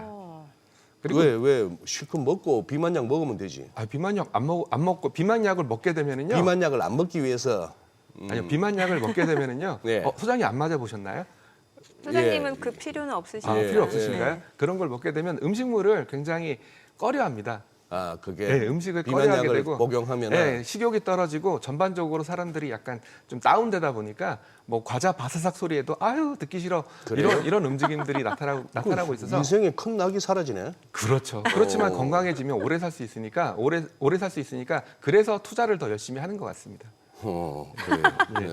아, 먹는 낙을 줄이고 네. 음. 투자를 해서 수익의 낙을 그리고 즐기는 거예요. 어차피 이제 이런 비만 치료제라든지 아니면 뭐 치매 치료제라든지 표적 항암제라든지 이런 게 나타나게 된다면 결국은 사람들은 오래 살 수밖에 없다. 그래서 사람들이 오래 살면서 좀 건강한 음식 아니면 좀 뭐 다양한 헬시한 음식들 이런 쪽으로 소비가 늘어나고 있다라는 것이 최근에 비만 치료제 효과 뭐 이런 식의 신조어가 만들어지고 있습니다. 예. 참고로 뭐 위고비 복제약 같은 경우 때문에 노보노디스크가 주가가 좀 많이 떨어지긴 네. 했었거든요. 네. 근데 이제 시장에서는 어떻게 생각하고 있냐면 야 그러면은 신약 개발 뭐하러 해? 그냥 신약 개발한 거 몰래 훔쳐다가 카피해가지고 글쎄. 제너릭 만들어 버리면 어. 되지. 이런 반론들이 좀 많이 일어나고 있고 노보노디스크도 그 회사한테 소송을 걸었기 때문에 그 회사가 이슈는, 그 힘센 헐스 그 이슈는 좀 잠잠해질 거다. 그렇게 좀 생각하시면 될 것 같습니다. 아니, 궁금한 게 원래 그렇게 이제 오리지널 제품 나오고 나면은 그 제네릭 나오기까지 그 특허 기간이 그렇죠. 있는 거잖아요. 라이센스 예, 있죠. 예. 근데 그거를 무시하고 이번에 했다는. 그렇죠. 예, 그거에 그래서 대해서. 그럴 거면 FDA가 미국 식품의약청이 뭐하러 있겠냐. 이런 식으로 네. 남이 신약 개발한 거 갖다가 제너릭으로 만들어 버리면 뭐 이게 무슨 의미가 있냐. 뭐 그런 얘기들도 많이 나오고 있고요. 제가 말씀드리고자 하는 것은 결국은 이런 비만 치료제 이슈가 인간이 건강하게 살고자 하는 의지 그리고 건강한 음식, 좋은 음식 이런 것들을 먹고자 하는 그런 추세를 좀 부추기고 있는 거 아닐까라는 얘기를 드리고자 하는 겁니다. 아니 미국 뉴욕 증시 분위기 바뀐 거에 대해서 이제 비만약이 일조를 했다 말씀 주셨고 네. 그래서 이제 뭔가 먹는 것도 헬시한 쪽으로 바뀌고 네. 또 투자를 늘린다. 그러면 금융주도 좋게 보시는 거예요? 그렇죠. 실제로 금융주들 어. 알게 모르게 실적이 굉장히 좋았었고요. 미국과 한국으로 좀 나눠서 말씀드린다면 결국 트럼프가 뜻하는 건 뭐냐면 트럼프는 아무래도 제가 보기에는 11월 지방선거, 중간선거를 많이 겨냥해서 좀 사람들이 잘 살 수 있는, 미국 사람들이 잘 살 수 네. 있는 그런 쪽으로 많이 포커스를 맞추고 있는 것 같고요. 그러면 우리가 가장 큰 문제, 생활하면서 가장 큰 문제는 신용카드거든요. 네. 신용카드 최고 이자율을 어느 정도 한정을 짓는다든지 그러면서 신용카드 비즈니스가 있었던 금융주들은 좀 약세를 보이긴 했었지만 전반적으로 금융주들은 괜찮았었습니다. 그런데다가 한국 같은 경우에도 결국 상법 개정안 3차라든지 그런 게 통과되고 신한지주, KB금융지주 전부 다 실적 좋게 나오면서 한국도 금융주가 괜찮았거든요. 특히나 최근에 가장 뜨거운 한국에서 가장 뜨거운 금융업종은 증권이지 않습니까? 미래에셋증권. 네, 미래에셋증권. 네. 저는 미래에셋자산운용. 근데 미래에셋증권은 뭔가 좀 스페이스X 관련주로도 엮이면서 더 뭐 끼가 좀 있는. 저는 상황이잖아요. 그것뿐만 아니라요. 최근에 제가 그 미래에셋증권 지방 세미나를 좀 많이 예. 다니거든요. 예. 손님들이 너무 많습니다. 너무 많아. 대기표 뭐 50편, 예. 50번까지 뽑아가지고 예. 대기표 뽑고 기다릴 정도로 실제로 오픈런이라는 표현을 쓸 정도로 굉장히 많은 손님들이 찾아들고 있어요. 그게 미래에서뿐만 아니고 어지간한 다른, 증권사에 예. 왜 또 스타급 우리 또 세미나 요원들 있잖아요. 네. 그런데다가 결국은 우리가 한국 거래소에서 추구하는 게 네. 거래 시간 연장이지 않습니까? 예. 거래 시간 연장이라든지 그리고 좀 있으면 개별 종목 레버리지 ETF도 아마 상장할 것 같거든요. 네. 그렇다면 거래 대금이 어마무시하게 많아지겠죠. 그렇죠. 전반적으로 거래 볼륨이 늘어나고 있기 때문에 네. 그래서 증권주들은 괜찮다. 이 얘기를 뭐 미국이나 중국으로 돌려도 거의 비슷합니다. 중국 네. 같은 경우에도 비슷합니다. 중국에도 리테일 고객들, 중국 증시도 좋거든요. 네, 중국 증시도 좋고 일본 증시도 좋기 때문에 전 세계적으로 증시가 화랑이기 때문에 거래 대금, 거래 볼륨 늘어나고 있고요. 그리고 증권사라든지 아니면 IB라든지 이런 쪽 주가들도 양호한 모습을 보여주고 있습니다. 그래요. 그러면 이제 뭔가 이제 미국 뉴욕 증시 내에서는 그 하이퍼스케일러라고 하는 이제 대규모 그 빅테크 네. 관련 기업들은 좀 선별해서 봐야 된다라는 걸로 저는 지금 해석이 되거든요. 정확하십니다. 예. 지금은 매그니피센트 세븐들 기업들의 아마 예. 제가 캐펙스 투자 내역을 한번 아, 조사를 네네. 해봤는데요.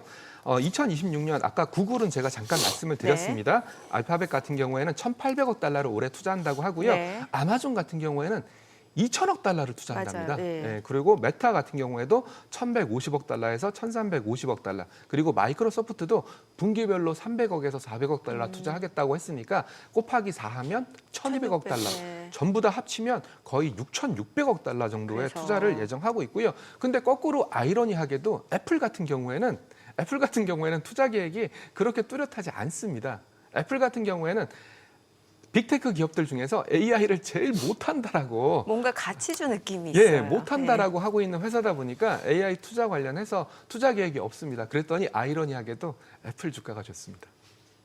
왜? 아이폰 잘 팔려서. 아니 마이크로소프트 같은 경우는 오히려 최근에 보니까 리포트가 매수해서 중립으로 그러니까 맞습니다. 사지 말란 얘기잖아요. 그런데다가 예. 마이크로소프트는 AI 소프트웨어 회사의 대표주자거든요. 예. 하이퍼스케일러라고 얘기하지만 뭐 코파일럿, MS 오피스 그리고 윈도우 이런 소프트웨어 회사다 보니까 최근에 대규모 캐펙스 투자가 과연 수익성으로 연결되겠어? 그리고 마이크로소프트 같은 경우에는 코파일럿이라는 이 AI 서비스가 잘 안 팔리거든요. 그래서 시장에서는 야, 코파일럿 포기해. 코파일럿 포기하고 뭐 제미나이라든지 다른 쪽으로 가야 되지 아니면 챗 GPT로 가야 되지 않겠어? 그런 의구심들이 마이크로소프트한테는 항상 따르기 때문에 마이크로소프트 주가는 떨어지고 반대로 AI 투자랑 관계가 없는 애플 주가는 올라가는 각자 도생의 시기가 도래하고 있거든요. 이런 것들을 종합해 보고 그리고 아까 얘기했던 비만 치료제라든지 필수 소비재라든지 금융주들 이런 것들을 갖다 붙여버리면 아, 미국장은 작년이나 재작년처럼 매그니피센트 세븐이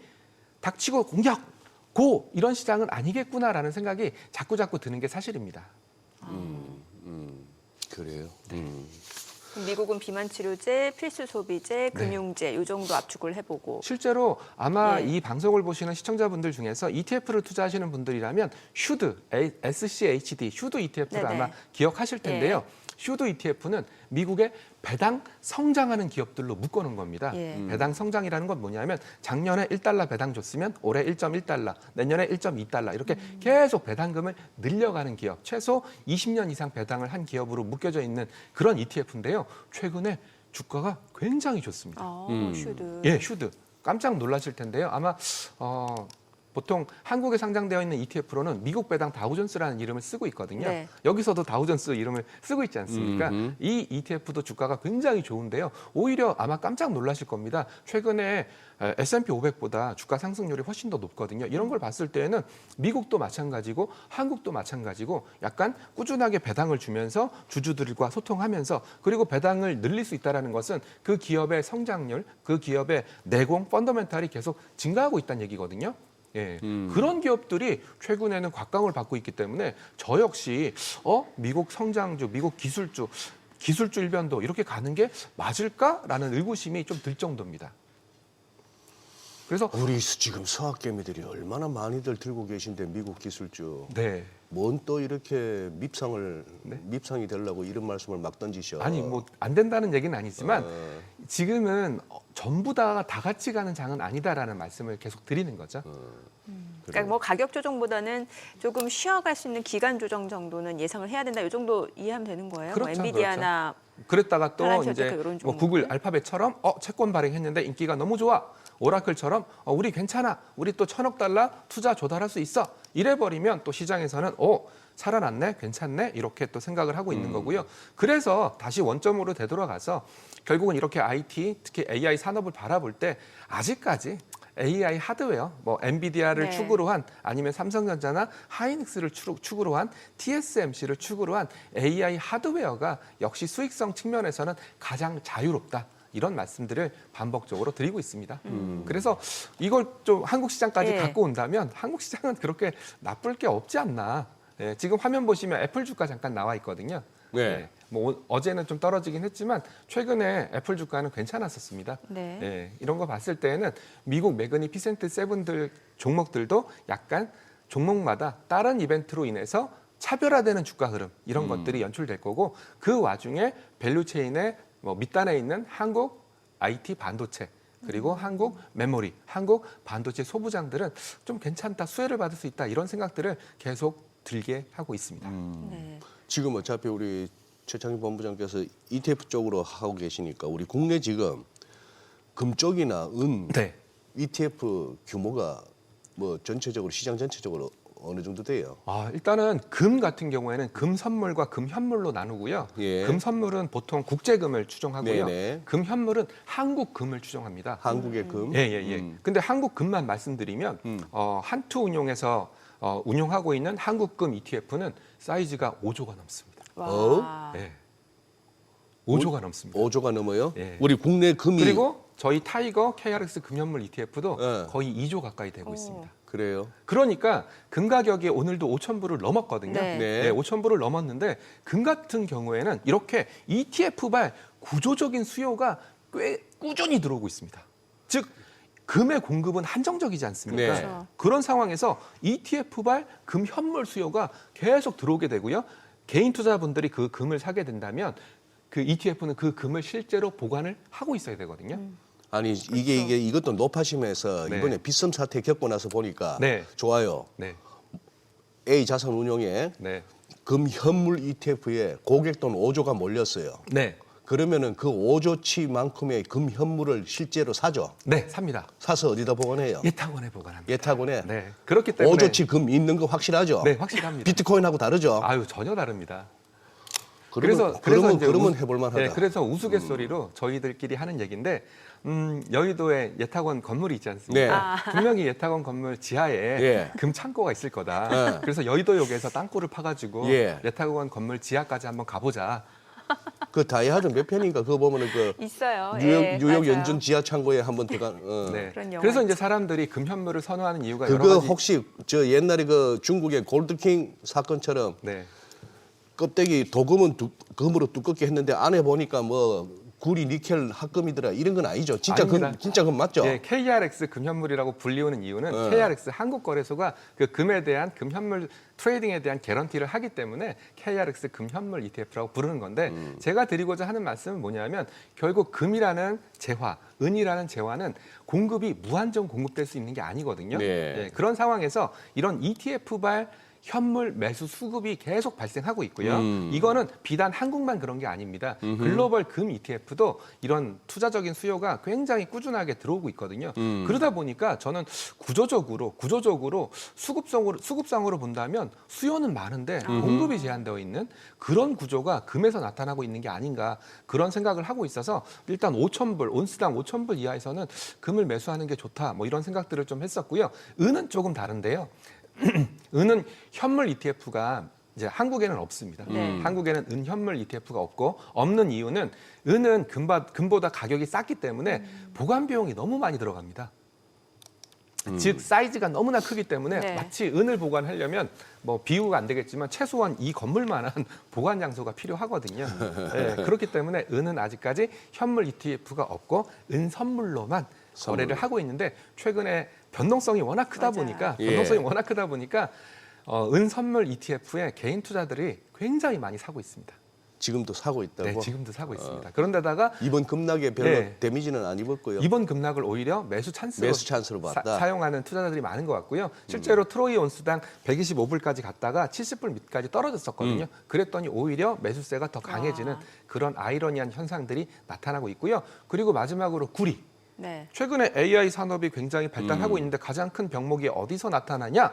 첫 번째는 데이터, 그리고 스토리지, 그리고 전력. 예. 그러면 전력에 들어가는 가장 전선. 높은 산업 광물은 구리지 않습니까? 네. 그래서 최근에 구리 실물 ETF도 굉장히 많이 인기를 얻고 있습니다. 그래서 원전 쪽 우라늄도 그렇죠. 그런 부분이 있는 예, 거죠. 우라늄 같은 경우에는 아직까지 한국에는 우라늄이 없고 예. 저기 캐나다에 있는 우라늄 광산 업체 그런 정도만 있기 때문에 서학개미 투자자들 동향을 살펴본다면 그런 쪽으로 매매를 상당히 많이 하시고요.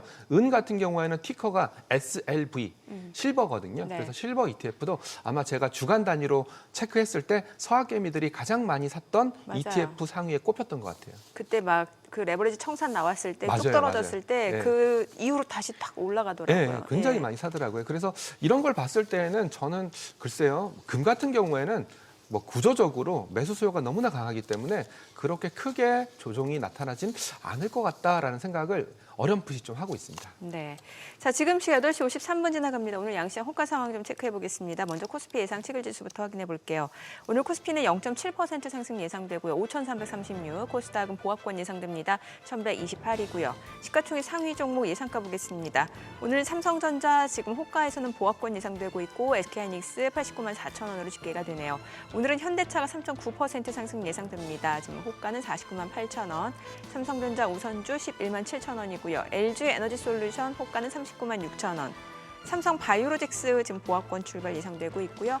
SK스퀘어가 2% 상승 예상됩니다. 한화 에어로스페이스도 예상 체결가는 122만 원, 그리고 2% 상승 예상되죠. 두산 에너빌리티 어제 많이 올랐었는데 오늘은 지금 호가에서는 소폭 내림세가 예상되고요. 기아는 보합 예상되고 있습니다.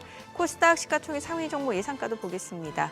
오늘 에코프로가 0.8% 상승 예상되고요. 지금 호가는 16만 600원, 알테오제는 0.6%, 하락 예상되고요. 에코프로비엠 호가는 20만 7천 원, 레인보우 로보틱스 예상치 결가 70만 5천 원이고요. 2% 강세가 예상되죠. 삼천당제약 예상치 결가 52만 4천 원, ABL 바이오가 1% 하락 예상됩니다. 지금 호가는 18만 7천 원, 코오롱 티슈진 예상치 결가 9만 9,300원이고 리노공업 지금 호가는 97,800원으로 1% 하락 예상됩니다. HLB 보합 예상되고요. 리가캠바이오 지금 예상치 결가 177,400원으로 집계가 됩니다. 이제 개장까지는 5분가량 남았습니다. 오늘은 보니까 피지컬 AI, 그러니까 현대차라든지 방산주 쪽, 또 호가 분위기, 또 금융주 앞서 저희 좀 짚어봤는데 금융주도 분위기가 좋습니다. 지금. 예, 요새 금융주는 뭐 미국도 맞아요. 좋고, 네. 우리도 좋고. 예. 아닌 게 아니라 우리 최 본부장도 그 미래에셋 자산운용에 지금 근무 중이시지만 들리는 얘기가 미래에셋뿐만 아니고 요새 아주 증권가가 이런 화랑이 없었더만. 그렇죠. 예. 실은 뭐 제가 뭐 반성적으로 좀 말씀을 드리면 반성. 예. 저도 처음 보는 현상들이 너무나 많습니다. 한 3가지 정도 꼽을 수가 있는데요. 예. 첫 번째는 코스닥 150에 이렇게 돈이 많이 들어오는 거 처음 봤습니다. 코스닥 150. 네, 실제로 지난 1월 한 달간 코스닥 150 ETF, 코스닥 150 레버리지 이거 합쳐서 거의 5조 이상 들어왔습니다. 코스닥 150이라는 시장이 그렇게 유동성이 풍부한 시장이 아니거든요. 네. 근데 ETF라는 수급은 들어오게 되면 그 종목을 기계적으로 살 수밖에 없습니다. 그런데다가 어제도 코스닥이 또 급반등한 이유 중에 하나가 또 코스닥 쪽으로 또 활성화 정책이라든지 다양한 또 정책적인 모멘텀 그리고 뭐 연기금의 뭐 벤치마크 변경이라든지 그런 이벤트들이 있다 보니까 코스닥 쪽은 글쎄요, 저는 돈이 더 들어올 것 같아요. 그래서 이렇게 코스닥에 돈이 많이 들어오는 걸 처음 봤고요. 그리고 두 번째는 삼성전자나 현대차 같은 소위 말하는 굉장히 대형주면서 무거웠던 주식들이 이렇게 가뿐하게 하루에 그래요. 5%, 10%씩 예. 올라가는 경우도 정말 처음 봤다라고 말씀을 드릴 수밖에 없습니다. 특히 현대차가 그런데요. 예. 야, 현대차 같이 어떻게 본다면 굉장히 무거웠던 주식이지 맞아요. 않습니까? 예. 이 무거웠던 주식이 한 달, 2달 만에 거의 뭐 100% 이상 수익이 나는 이런 모습도 제가 26년째 금융생활을 하면서 거의 처음 봤던 것 같아요. 그런데다가 우리가 앞서서 AI 산업에 대해서도 굉장히 길게 얘기를 했지 않습니까? 네. 이렇게 길게 얘기하는 이유는 뻔해요. 저도 잘 모르기 때문이에요. 어떻게 이 방향이 AI 산업이 어떻게 흘러갈지, 그리고 누가 승자가 될지, 그리고 어떻게 세상이 변할지, 그리고 아까 구글 알파벳이 발행한 그 채권, 100년짜리 채권이 100년 후에 세상이 어떻게 됐을지, 아마 지구가 살아있을지, 뭐 이런 것들 아무도 모르는 상황이거든요. 그러다 보니까 의심하는 자와 확신하는 자, 이 두 네. 세력이 팽팽하게 맞서 있다 보니까 주가도 거기에 맞물려서 굉장히 크게 흔들리는 거 아닌가 그런 생각까지 해보고 있습니다. 그러니까요. 예.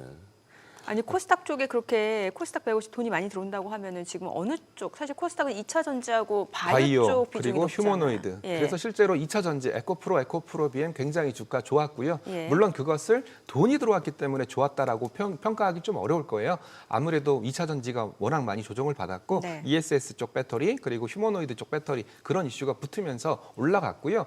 그리고 휴머노이드 로봇, 레인보우 로보틱스가 가장 대표적인 사례라고 볼 수가 있는데요. 뭐 우스갯소리로 그런 얘기들 많이 했지 않습니까? 레인보우 로보틱스와 LG전자 시총을 서로 비교하면서 네. 이게 말이 되냐, 말이 되지 않냐, 뭐 이런 얘기들을 좀 많이 했던 것처럼 분명히 레인보우 로보틱스의 수급 중에는 이런 코스닥 150 관련된 수급들이 작용을 했을 거다라고 생각을 하고 있고요. 그리고 또 반도체 소부장, 원익 IPS가 대표적인데 앞서도 우리가 AI 산업이 발전하면 발전할수록 한국에 있는 반도체 기업, 한국에 있는 반도체 소부장 기업들은 수혜를 받을 수밖에 없다 이렇게 말씀을 드리고 있지 않습니까? 그럼 결국은 그 코스닥 150에 들어가 있는 반도체 소부장 기업들도 코스닥 150발 수급과 앞서 말씀드렸던 AI발 모멘텀 이런 것들이 결합되면서 상당히 좋은 주가 흐름을 보였다. 그런데 앞으로 코스닥 활성화 정책이 더 가세할 거니까 뭐 이런 쪽으로 기계적인 수급이 더 들어온다면 더 좋아지지 않겠나라는 그런 생각까지 해보고 있는 거고요. 다만 한 가지 아쉬운 게 바이오입니다.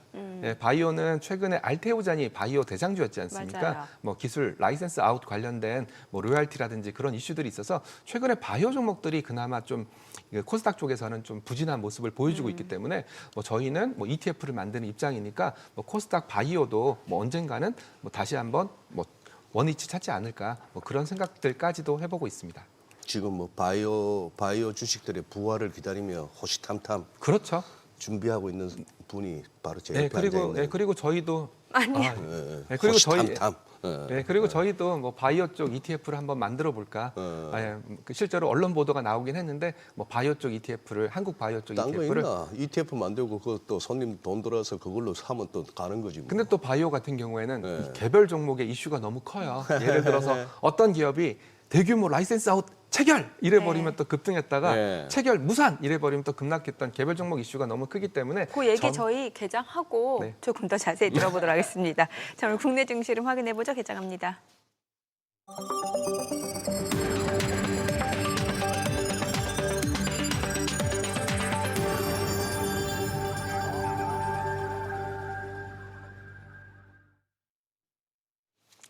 네, 2월 10일 화요일 국내 증시 개장했습니다. 이제 S&P 500도 7,000선에 바짝 다가선 상황이고 주요 기술주들 사실 지난주만 하더라도 이제 사스라고에서 소프트웨어 관련 종목들 주가가 좀 조정을 받은 이후에 좀 금요일장 반등을 나타냈고 오늘도 물론 구글의 대규모 채권 발행 소식이 있었습니다만 여전히 AI 인프라 투자와 관련해서는 또 양쪽에 팽팽한 시각들이 있는 상황에서 주요 기술주들이 반등을 나타내는 모습이었고 어제 코스피 코스닥 양시장 흐름 굉장히 좋았습니다. 자, 오늘장에서도 좀 기대가 높아지는 시장인데 먼저 출발 지수 보겠습니다.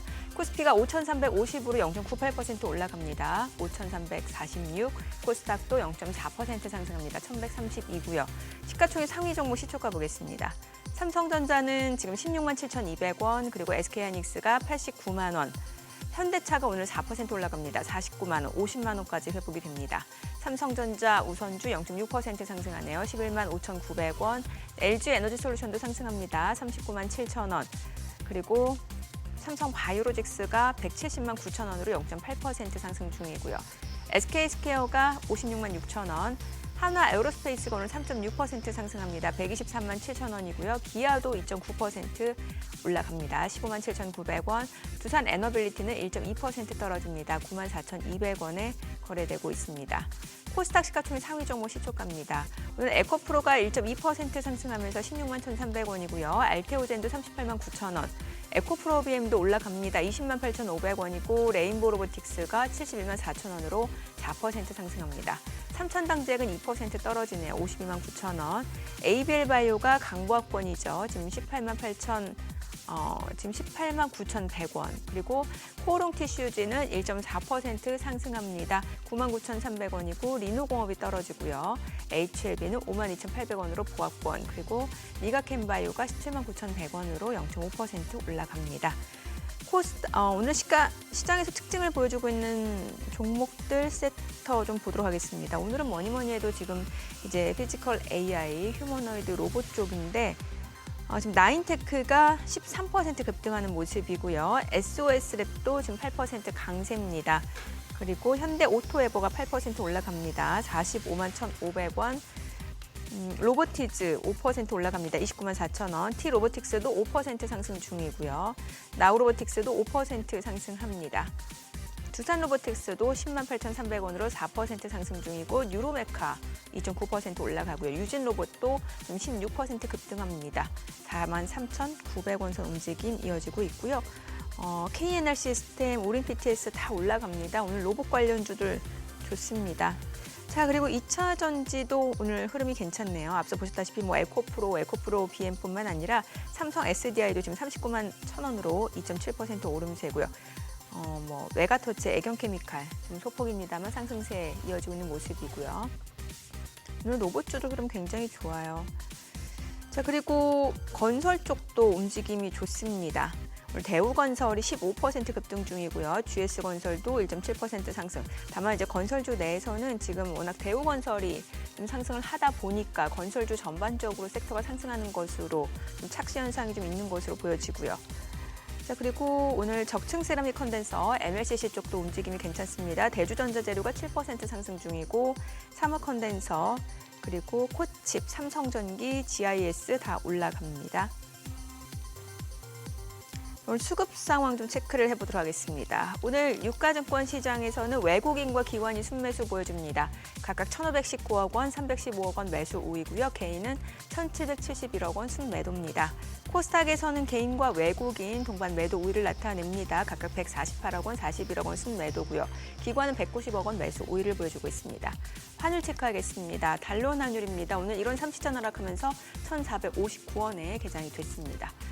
시장이 지금 1% 안팎으로 올라갑니다. 예. 네, 그렇죠. 이제 우리가 요즘 이제 뭐 K자형 네. 뭐 그런 얘기 많이 하는데 네. 잘 되는 데는 아주 잘 되고 안 되는 그렇죠. 안 되고 식당도 보면 그래요. 상권도 그렇고 이쪽 상권은 살아 있구나 싶은 데는 사람들이 뭐 식당이든 뭐든 매장마다 꽉꽉 차 있고 썰렁하다 싶은 데는 보면 참 안 됐는데 아까 코스닥 150에 이렇게까지 돈 몰려오는 거 우리 최 본부장도 이 바닥에서 잔뼈가 굵었는데 처음 본다 할 네. 정도면은 그 생각은 드네요. 저는. 아니 뭐 주식 잘 가면 다 좋은 건데 굳이 이제 거기다가 쓸데없는 소리 하나 하면은 그거예요. 앞으로 임대차 붙어 있는 공실 1, 2층 할 것 없이 많이 볼 것 같다. 그리고 그 임대 플래카드가 오래 붙어 있을 것 같다 싶은 생각이 드네요. 누가 여기서 인테리어 한다고 몇 억 들이고 사람 인건비 줘가면서 뭘 하겠다고 장사가 됐건 식당이 됐건 내라도 전부 ETF 돈 집어넣고 그냥 가만히 있겠다. 네. 그게 이제 실물 경제와 이제 메인 스트리트와 미국 치면 메인 스트리트와 월 스트리트의 괴리인데 네. 우리도 좀 심해지겠네요 이제. 실제로 케비너 씨가 그렇게 얘기했었지 않습니까? 예. 네, 그러면서 결국 돈을 풀었더니 이게 실물 경제로 들어가지 않고 글쎄. 월스트리트로만 들어가서 양극화가 심각해졌다 이런 예. 얘기를 했었기 때문에 시장에서는 충격을 받았던 거고요. 실제로 지금 제가 ETF 업계에 있으면서 누누이 말씀드린 이유가 뭐냐면 일단은 ETF에 돈이 들어오면 기계적으로 살 수밖에 없으니까 이 기계적이라는 말의 의미를 좀 잘 생각을 하셔야 됩니다. 우리가 보통 삼성전자 주가를 바라볼 때는 예. 야 16만 원이면 너무 비싸. 10만 원 이상이면 너무 비싸. 이럴 때는 공격적으로 사기보다는 약간 뭐 보수적으로 뭐 매수 호가에다가 호가를 댄다든지 예. 아니면 좀 밑에다 호가를 댄다든지 이렇게 사게 되는 성향을 보일 수밖에 없지만 ETF는 그게 아닙니다. ETF는 LP라는 시스템이 있기 때문에 LP 입장에서는 개인 고객이 이 ETF를 사주게 되면 LP가 호가를 대놓은 상태에서 팔리는 거거든요. 그럼 LP는 ETF 숏 포지션이기 때문에 이 ETF를 구성하고 있는 종목을 기계적으로 바로 즉시 사야 됩니다. 거의 시장가에 살 수밖에 없겠죠. 그렇기 때문에 이성적으로 사는 게 아니라 기계적으로 사기 때문에 가격 불문. 그리고 또 어찌 본다면 체결이 목적이기 때문에 네. 매도 호가에 되고 바로 사버리기 때문에 네. 이런 현상들이 일어날 수밖에 없습니다. 자, 그렇다면 우리가 한 가지 생각해 봐야 될 게 뭐냐면 이제 개별 종목 레버리지 ETF들도 지금 예정이 되어 있지 않습니까? 네네. 글쎄요, 저도 정확한 날짜는 모르겠지만 지금 자본시장법 시행령 개정안이라든지 이런 걸 봤을 때에는 아마 한 4월 말, 5월 늦어도 6월까지는 아마 상장할 것 같은데요. 근데 삼성전자 레버리지 ETF 아니면 하이닉스 레버리지 ETF가 상장됐다라고 가정한다면 네. 여기에 따른 또 수요가 또 많이 일어날 거지 않습니까? 그렇다면 삼성전자도 또 다른 매수 수요가 즉 레버리지 ETF 발 또 다른 매수 수급이 발생할 수 있다. 하이닉스도 레버리지 ETF발 또 다른 매수 수급이 발생할 수 있다라는 것을 계속 시장에 던져주고 있습니다. 그런데다가 이제 이 2배짜리 레버리지 ETF는 개별 주식 100% 네. 그리고 개별 주식 선물 100%로 구성되어 있거든요. 그래야 2배 수익률을 낼 수가 있으니까 그러면 이 선물 쪽에도 매수세가 들어오게 되고요. 선물 쪽에 매수가 들어오게 되면 소위 말하는 컨텐거 현상이 일어나기 때문에 또 프로그램 매수가 또 들어올 수밖에 없습니다. 삼성전자 선물을 매도하고 주식을 사는 또 그런 류의 또 프로그램 매수, 차익 매수라고 불리우는데요. 차익 매수가 들어올 수밖에 없어서 이런 부분들도 실제로 제가 아까 설명은 안 드렸지만 코스닥 150도 똑같이 일어났습니다. 코스닥 150 레버리지 ETF에 돈이 들어오니까 코스닥 150 선물이 고평가가 되고 고평가된 코스닥 150 선물을 팔고 저평가된 코스닥 150 주식을 사는 매수 차익 거래가 또 꽤 많이 들어왔거든요. 그래서 아마 언론에서 뭐 기관 투자자가 코스닥 150을 샀다라고 얘기하는 것은 요 프로그램 매매 관련해서 얘기를 하는 거거든요. 근데 삼성전자 레버리지 ETF, 하이닉스 레버리지 ETF도 똑같은 차익 매수가 발생할 수 있기 때문에 저는 또 ETF발 또 새로운 수급이 시가총액 상위 종목들 특히 뭐 삼전이나 하이닉스 쪽으로도 들어올 수 있다는 것을 계속적으로 강조를 드리고 있습니다. 그러면은 예를 들어서 100억짜리 뭐 계산하기 편하게 네. 100억짜리 삼성전자 2배짜리 네. ETF를 출시했다고 했을 때 네. 고객 돈이 100억 들어왔어요. 네. 그러면 미래에셋 자산운용에서는 그 ETF를 출시했으면 네. 200억어치 삽니까? 삼성전자를? 주식을 100억 원치 사고요. 주식을 100억 원. 물론 뭐 환매가 있을 수 있으니까 100억 원어치 사지는 않을 거예요. 한 99억 뭐 이 정도 사고요. 그리고 선물을 삽니다. 선물을 99억 원어치. 참고로 선물은 증거금이라는 제도를 쓰고 있기 때문에 선물을 100억 원어치 살 때 100억 원이 필요하지 않습니다. 그래요? 그리고 주식을 담보 잡아서 선물을 살 수 있기 때문에 실제로는 돈이 안 들어가도 선물을 포지션을 구축을 할 수가 있거든요. 그래서 뜯어보면은 삼성전자 100억, 삼성전자 선물 100억 그렇게 해서 200억 정도의 포지션이 잡혀 있는 겁니다. 그래서 삼성전자 주가가 1% 올라가게 되면 이건 주식에서 1%, 선물에서 1%니까 2%의 수익률을 맞춰줄 수가 있는 거죠. 그러면 결국은 이 선물을 사게 되면 삼성전자 선물이 고평가가 나타나거든요. 네. 그러면 고평가된 삼성전자 선물을 때리고 삼성전자 주식을 사버리면 이 차이만큼을 또 무위험하게 차익으로 수취할 수가 있거든요. 그렇기 때문에 이런 부분들도 삼성전자의 새로운 수급으로 작용할 가능성이 높다라고 분석을 하고 있는 겁니다. 지금도 인버스나 곱버스 쪽에도 이렇게 돈이 들어옵니까? 돈이 들어오긴 하는데요. 네. 인버스나 곱버스 같은 경우에는 주가가 많이 빠졌습니다. 네, 원래 10,000원 정도에 상장을 하거든요. 네. 지금 곱버스, 그러니까 마이너스 2배짜리 혹시 주가 얼마일 것 같으세요? 코스피 200? 10,000원짜리가 네, 얼마 됐을 지금 것 같으세요? 곱버스가 네. 언제 그거 한 뭐 거야? 예전에 상장했으니까요. 지금 300원 정도 합니다. 300원. 네, 300원 지금은 뭐 300원 간당간당 하겠네요. 그러니까 10,000원짜리가? 네, 그러니까 어찌 됐건 금액으로 사시는 분들도 있겠지만 또 수량으로 사시는 분들도 꽤 많거든요. 네. 또 그런 분들이 또 지수가 또 가파르게 빠르게 상승했으니까 네. 조정받으면 지난주 보여줬지 않습니까? 조정받을 때 시원하게 조정받으니까 돈이 들어오고 있긴 하지만 사이즈 자체가 너무나 많이 작아졌기 때문에 시장의 임팩트는 오히려 거의 없고요. 오히려 레버리지가 사이즈가 커졌기 때문에 레버리지에 돈이 들어오게 되면 또 관련해서 또 주식을 산다든지 선물을 산다든지 이런 시스템이 발동을 하거든요. 오히려 지금 시장에서는 인버스 쪽 효과보다는 레버리지 쪽 효과가 훨씬 더 크다라고 볼 수 있습니다. 그래서 지금 제가 반복적으로 말씀드리는 것은 뭐냐면 ETF 시장이 너무나 커지다 보니까 ETF발 수급 변화, ETF발 개별 종목 수급 변화 이런 것들도 좀 꼼꼼하게 보실 필요가 있고요. 대표적인 게 코스닥 150 그리고 뭐 코리아 휴머노이드 산업 이런 것들이 ETF발 수급이 시장의 종목에 영향을 미쳤던 대표적인 사례라고 볼 수가 있는 거죠. 아니 오늘 보니까 이제 그럼 국내 증시는 이제 좀 좋게 보시는 거고 이제 그럼 네. 반도체는 좀 담아둬야 되는 거고. 네, 그렇습니다. 그 외에는 이제 미국 같은 경우는 이제 분위기가 좀 바뀌어 있다 말씀 주셨잖아요. 네, 우리 그렇습니다. 쪽도 지금 이거 해당이 되는 거예요? 어떻게 우리 봐요? 쪽도 일단은 어느 정도 해당이 어느 됩니다. 정도는, 제가 예. 이제 지점 세미나 나가서 저도 한국 주식이 좋고 지수가 네. 좋은 건 알지만 어찌 됐건 시장이라는 것은 민 리버전 너무 한쪽으로 치우치거나 그렇지 않고 네. 평균을 회귀할 거다라는 생각을 하고 있어서 오히려 지금 상황에서는 약간 내수주라든지 네. 뭐 아니면 중국인 관광객이 들어왔을 때 네. 뭐 수혜를 받을 수 있는 화장품이라든지 아니면 미용기기라든지 네. 이런 쪽도 한번 쳐다봐야 되지 않겠나 뭐 그런 생각도 좀 자꾸 말씀을 드리고 있습니다. 네. 왜 그러냐면 지난주가 굉장히 힘들었거든요. 맞아요. 저도 힘들었고 시장의 참여자들도 많이 힘들었습니다. 워낙 장 오를 때는 너무나 좋았지만 떨어질 때는 너무나 가파르게 떨어지기 때문이거든요. 그래서 이런 장들은 5,000포인트 이상에서 나타날 수 있는 자연스러운 현상이고 좀 피곤하다면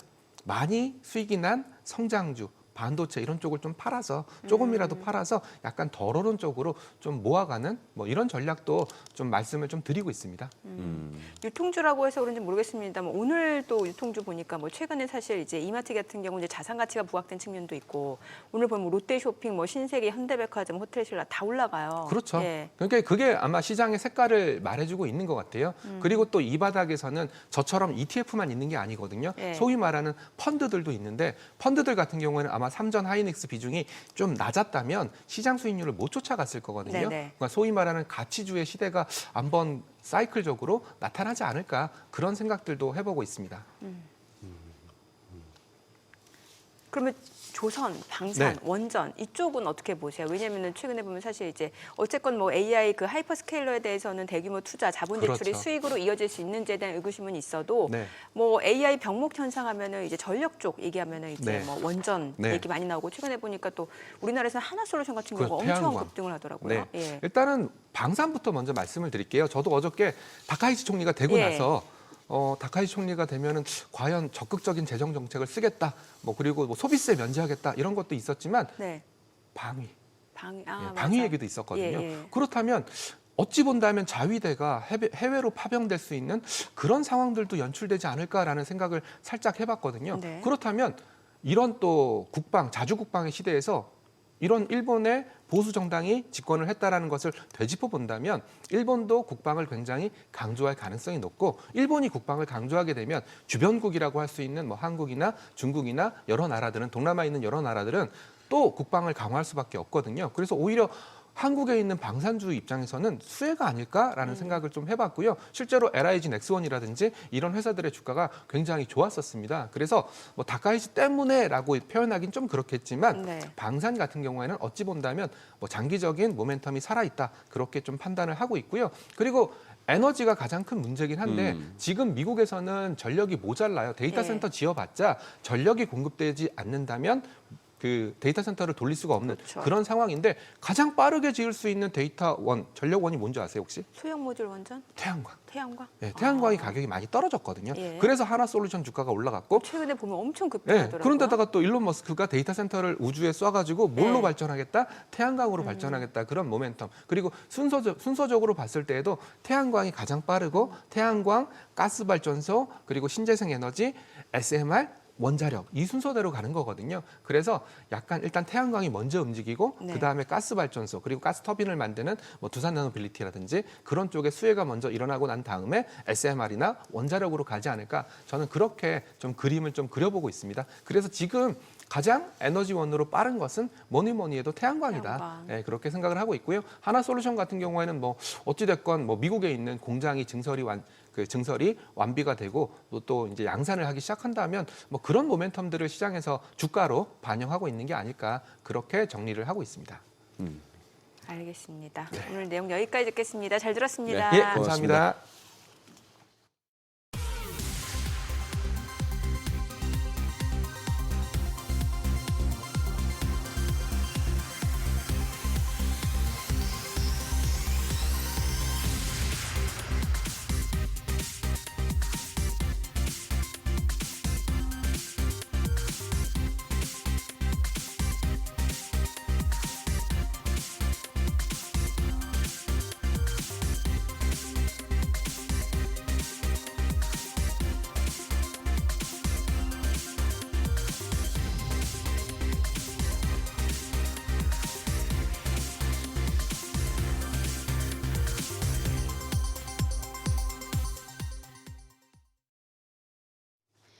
이 시각 시황입니다. 국내 증시 2거래일 연속 상승하고 있습니다. 다만 어제 반도체가 지수 상승을 이끌었다면 오늘은 자동차, 로봇 섹터 중심으로 순환매가 돌고 있습니다. 현재 코스피가 0.9% 가까이 상승하면서 5,300선 돌파했습니다. 5,342선 가리키고 있고요. 코스닥도 0.3% 강세, 1,131포인트 기록합니다. 수급 상황 보시죠. 유가증권 시장 오늘은 외국인만 삽니다. 2,283억 원 사자 포지션 취하고 있고요. 반면 어제 대규모 매수 우위를 보였던 기관, 지금 60억 원 매수 우위, 개인만 홀로 2,739억 원 팔아내고 있습니다. 코스닥 시장 보시죠. 코스닥 시장에서는 기관만 삽니다. 720억 원 순매수 기록하고 있고요. 반면 외국인이 314억 원 매도 우위, 개인 역시 368억 원 팔아내고 있습니다. 등락률 상하위 업종입니다. 현재 자동차, IT 서비스, 은행 업종이 상승률 상위권에 위치해 있습니다. 반면 통신장비와 기타 금융 쪽, 식품과 식료품 소매 업종은 하락폭이 큰 것으로 집계됩니다. 그럼 시장을 주도하는 테마, 종목별 시세 체크하시죠. 오늘 피지컬 AI와 휴머노이드 로봇 전반적으로 들썩입니다. 현대자동차 그룹 자회사인 보스턴 다이내믹스가 화제의 휴머노이드 로봇인 아틀라스의 연구용 체조 시연 영상을 공개한 이후에 로봇주가 또 한 번 주목받고 있는데요. 현재 관련주 내에서는 나인테크가 18% 급등하며 3,765원, 현대 오토에버가 9% 가까이 상승합니다. 45만 4,500원에 거래되고 있고요. SOS랩도 10% 넘게 오릅니다. 22만 650원. 로보티즈가 5% 강세, 현재 거래가 29만 1,000원으로 집계되고 있고요. 사면까지도 2.5% 강세입니다. 현재 거래가 5만 7,800원입니다. 그리고 로봇주 흐름도 보시죠. 로봇주 중에서는 로보티즈 여전히 4.8% 오름세고요. TXR 로보틱스가 5% 상승합니다. 거래가 2250원. 유일 로보틱스가 4.4% 강세로 12만 3,200원. 사면이 2.6%, SPG가 2.1% 강세 보여주고 있습니다. 거래가 14만 900원입니다. 적층 세라믹 콘덴서 MLCC 관련주 어제 시간외 거래에 이어서 좋은 흐름 나타내고 있습니다. AI 산업 성장에 따라서 MLCC 현물 가격이 최근 20% 가까이 상승한 것으로 알려졌습니다. 수요가 확대되면 관련 기업들의 수익성 개선이 예상된다는 평가가 나오고 있는데요. 이쪽에서는 대주전자 재료가 3.4% 강세, 거래가 94,200원이고요. 사마 콘덴서가 5% 가까이 상승합니다. 34,700원. 아바텍이 2.3% 강세로 9,840원. 삼성전기가 3.8% 강세, 현재 거래가 31만 6천 원으로 집계되고 있습니다. 코칩도 0.4% 강세 기록 중입니다. 유리기판 관련주 오늘 좋은 흐름 보여주고 있습니다. 반도체 섹터 내에서도 순환매가 도는 모습인데 오늘은 바톤을 유리기판 쪽이 받고 있습니다. 차세대 반도체 패키징 시장의 게임 체인저로 불리는 유리기판 상용화를 목전에 두고 SKC와 삼성전기, LG이노텍 등 국내 부품사들이 시제품 생산과 생산 라인 구축에 속도를 내면서 시장 주도권 확보에 나선 상황인데요. 현재 유리기판 관련주 내에서는 나인테크가 여전히 18% 가까운 강세 보여주고 있고요. 태성이 8.6% 오름세로 84,300원, 하스가 2.3% 강세, 현재 거래가 6,250원입니다. 삼성전기가 4.8% 강세 유지하고 있고요. 반면 기가비스는 0.15% 약세 기록 중입니다. 국내 증시 5,300선 회복했지만 어제 워낙 급등한 터라 일부 종목들에서 매물이 출회되고 있습니다. 장중에 지금처럼 로봇과 자동차 섹터 중심으로 상승세가 이어질지 지켜보시죠. 지금까지 시장 상황 전해드렸습니다.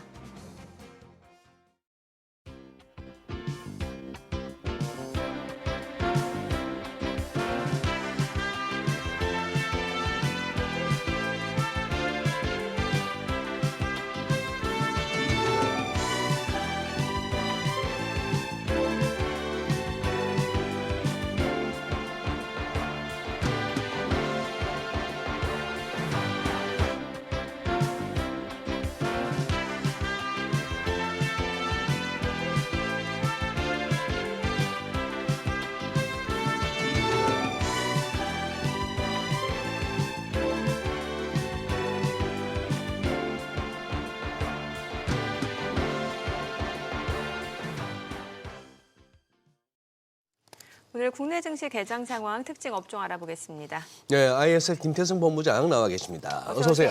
네, 안녕하세요. 네, 김 본부장. 이거 지금 우리 지금까지 우리가 본 최고 지수가 이게 5,300 얼마였더라? 5,376.92 2월 4일 날. 이거 어차피 갈 레벨인데 오늘 가면 안 돼요? 갈 수 있을 것 같은데.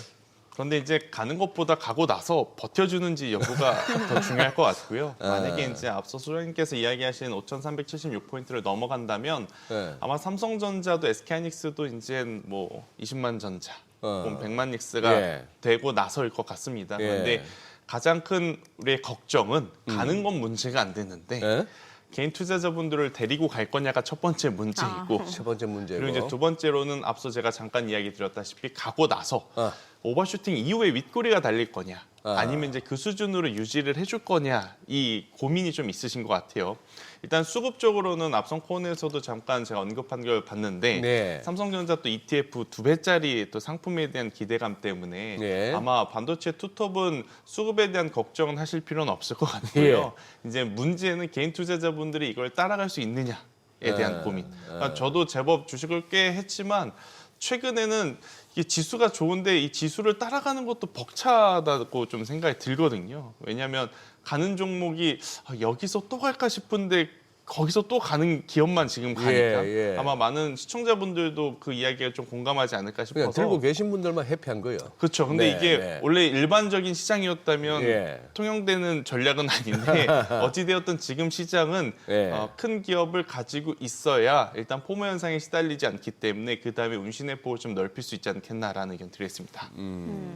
아니 그리고 이제 반도체는 이제 사실 뭐 들고 계신 분들이야 걱정 없으실 것 같은데 네. 이제 그 외 섹터 같은 경우는 순환매가 굉장히 빠르잖아요. 그쵸. 어제 보니까 이제 뭐 화장품 관련주들이 좀 올라가고 특히 아모레퍼시픽이 이렇게 네. 강했던 걸 좀 오랜만에 진짜 보는데 오랜만이야. 오늘은 예. 또 이제 좀 물량들이 나오긴 합니다만 화장품 좀 어떻게 보세요? 어제 좀 나름 정말 강했죠. 예. 그러니까 6년 만에 흑자 전환. 또 예. 이제 전체 매출액이 이제 4조 6천억이고 영업이익이 사실은 3,680억.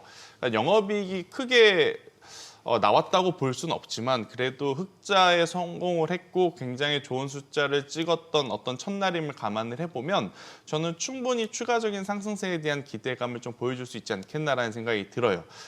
일단 매출 그 구조 중에 우리가 눈여겨봐야 될 부분은 뭐였냐면 해외 매출 비중이 굉장히 많이 늘어난 부분이었거든요. 근데 그 해외 매출 비중도 그냥 해외 매출 딸랑 이렇게 보는 게 아니라 이 안에서 미국이 늘었느냐, 유럽이 늘었느냐, 중국이 늘었느냐가 중요해요. 그런데 이제 아모레퍼시픽과 LG생활건강의 지난 1년에서 1년 반 동안 주가가 상승하지 못했던 이유 중에 하나는 중국 의존도가 너무 높고 미국과 유럽에 대한 매출의 성장 속도가 그때 당시에 정말 치고 올라갔던 기업들, 뭐 실리콘투아 같은 기업들, 코스메카 코리아, 잉그로드렉과 비교를 했을 때 미국 매출 비중의 성장 속도가 너무 더뎠다라는 거였거든요. 그런데 이번 분기에서는 미국과 유럽의 매출 비중이 생각보다 빠르게 늘어나는 것을 어떻게 보면 직관적으로 보여줬던 첫 분기 실적임을 감안을 해보면 저는 오늘의 하락이 조금 불편하실 수는 있겠지만 어제 아모레퍼시픽이 시가총액 구조였던 기업이 20% 올라간 것을 생각을 해보면 네. 쉬어가는 것은 어찌 보면 당연하다. 네. 대신에 이제 화장품주를 바라봄에 있어서 지난 1년 동안은 사실 아모레퍼시픽과 LG생활건강을 보지 않았는데 어제 기준으로는 이제는 아모레퍼시픽은 먼저 좀 봐도 괜찮지 않겠는가. 또 이제 어제 아모레퍼시픽 강하니까 제 주변에서도 야, LG생활건강도 따라가면 되는 것 아니야? 라고 또 말씀하시는 분들이 네네. 있는데 이쪽은 좀 위험합니다. 그러니까 숫자를 보고 나서라면 모르겠지만 만약 아모레퍼시픽이 제가 방금 말씀드린 대로 체질 개선이 해외 매출 비중을 성장을 하면서 바뀌었는데 LG생활건강이 그만큼 또 변화하는 모습을 보이지 못하다면 이게 극명하게 갈릴 수가 있거든요. 그래서 LG생활건강이 조금 처져 있다 그래서 낮은 가격에 매수하는 전략을 좀 고민을 하시기보단 LG생활건강도 실적을 보고 해외 매출 비중이 올라온다면 그때는 괜찮다. 그렇지 않다면 우선 아모레퍼시픽 먼저 좀 체크를 해보는 게 어떻겠는가. 그리고 이제 아모레퍼시픽은 이제는 흑자 전환에 성공을 했기 때문에 모든 불확실성이 꺼졌다고 볼 수는 없습니다. 네. 다가오는 1분기 실적 때 그러면 아모레퍼시픽이 우리에게 보여줘야 되는 건 뭐냐면 이제 정상적으로 올라오는 영업이익률입니다. 기존에는 적자였다가 흑자로 돌아섰기 때문에 여기에 집중을 했고요. 이제 1분기에는 영업이익률이 얼마만큼 올라오는지를 한 번 더 체크해볼 필요는 있겠다는 의견 드리겠습니다. 옛날에는 그 화장품 관련주 하면 한참 중국의 보따리상 따이공 이런 거 많이 얘기했는데 어느 순간부터 APR 이후로는 뭔가 미국이라든지 유럽 진출 소식 이게 더 주가 상승 모멘텀이 되더라고요. 예전에는 예. 아무래도 이제 고부가 가치 라인업이라 그래서 저희 이제 어머니도 쓰시는 뭐 설화수와 같은 예. 브랜드들이 많이 팔렸었어요. 근데 최근 이제 2년에서 2년 반 동안 보면 네. 올리브영이라든지 다이소를 통해서 좀 중저가 브랜드 제품이 좀 많이 팔리다 보니 네. 아모레퍼시픽이 아무리 대형 기업 그리고 섹터 내 대장주였지만 가격대별로 제품 라인업이 화려했던 기업들은 아니었거든요. 네. 그러다 보니까 매출이 줄어드는 것은 어찌 보면 시장 트렌드 변화에 따라서 조금은 속상하지만 자연스러웠던 현상인 것 같고 그걸 고집하지 않고 빠르게 변화를 했던 게 상대적으로 LG생활건강보다 지금 더 나은 주가의 퍼포먼스를 보인 이유가 아니겠는가 생각이 들어요. 그래서 아모레퍼시픽은 이제는 과거의 이미지를 좀 탈피를 해서 중저가 브랜드의 역량도 지금 많이 키웠기 때문에 조금은 더 긍정적인 영향을 한번 기대해 볼 필요는 있을 것 같고요. 또 우리나라 화장품들이 이제 전 세계에 널리 퍼지게 된 건 결국엔 아티스트들의 영향이 크잖아요. 맞아요. 올해 뭐 하이브라든지 뭐 JYP, SM을 통해서 굉장히 많은 아티스트들의 또 해외 공연 일정은 중국을 제외하고 혹은 홍콩을 제외하고는 작년보다 더 커졌습니다. 그렇기 때문에 화장품은 저는 꾸준히 보실 필요 있고 말 나온 김에 엔터 쪽도 한번 눈여겨보실 필요는 있겠지만 일단 1순위는 하이브 먼저 보자라는 의견 드리겠습니다. 아니 저기 뭐 LG생활건강 같은 경우는 네. 어떻게 보면은 저기 2021년 7월에 찍은 고점이 178만 4천 불. 장기 차트를 보면은 우와 싶을 정도로 진짜 겁나게 올라갔고 네. 114만 8천 2021년에 저 가격이 갔던 거는 뭐 놀랍지도 않습니다.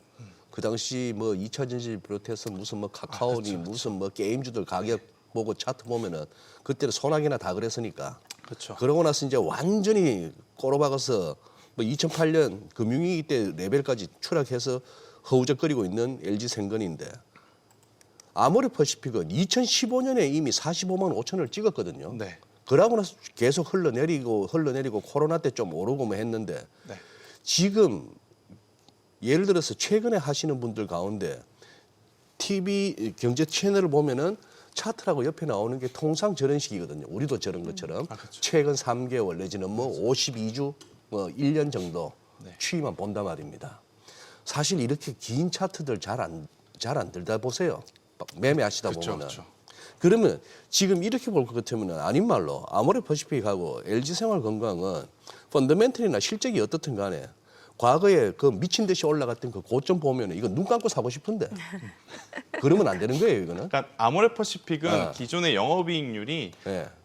6% 미만이었습니다. 그러니까 예. 주가가 떨어졌을 그 시기가 예. 평균적으로 6% 미만이었다가 올해 기준으로 보면 1분기, 2분기, 3분기를 좀 계산을 했었을 때 예. 아마 올해는 영업이익률이 한 9에서 10% 정도 찍힐 것 같거든요. 그러면 영업이익률이 거의 2배 가깝게 오르는 거잖아요. 네. 그래서 바닥에서 올라오는 그 강도 자체가 굉장히 세다고 볼 수 있는데 LG생활건강 같은 경우에는 지금 영업이익률이 일단 아모레퍼시픽보다 괜찮습니다.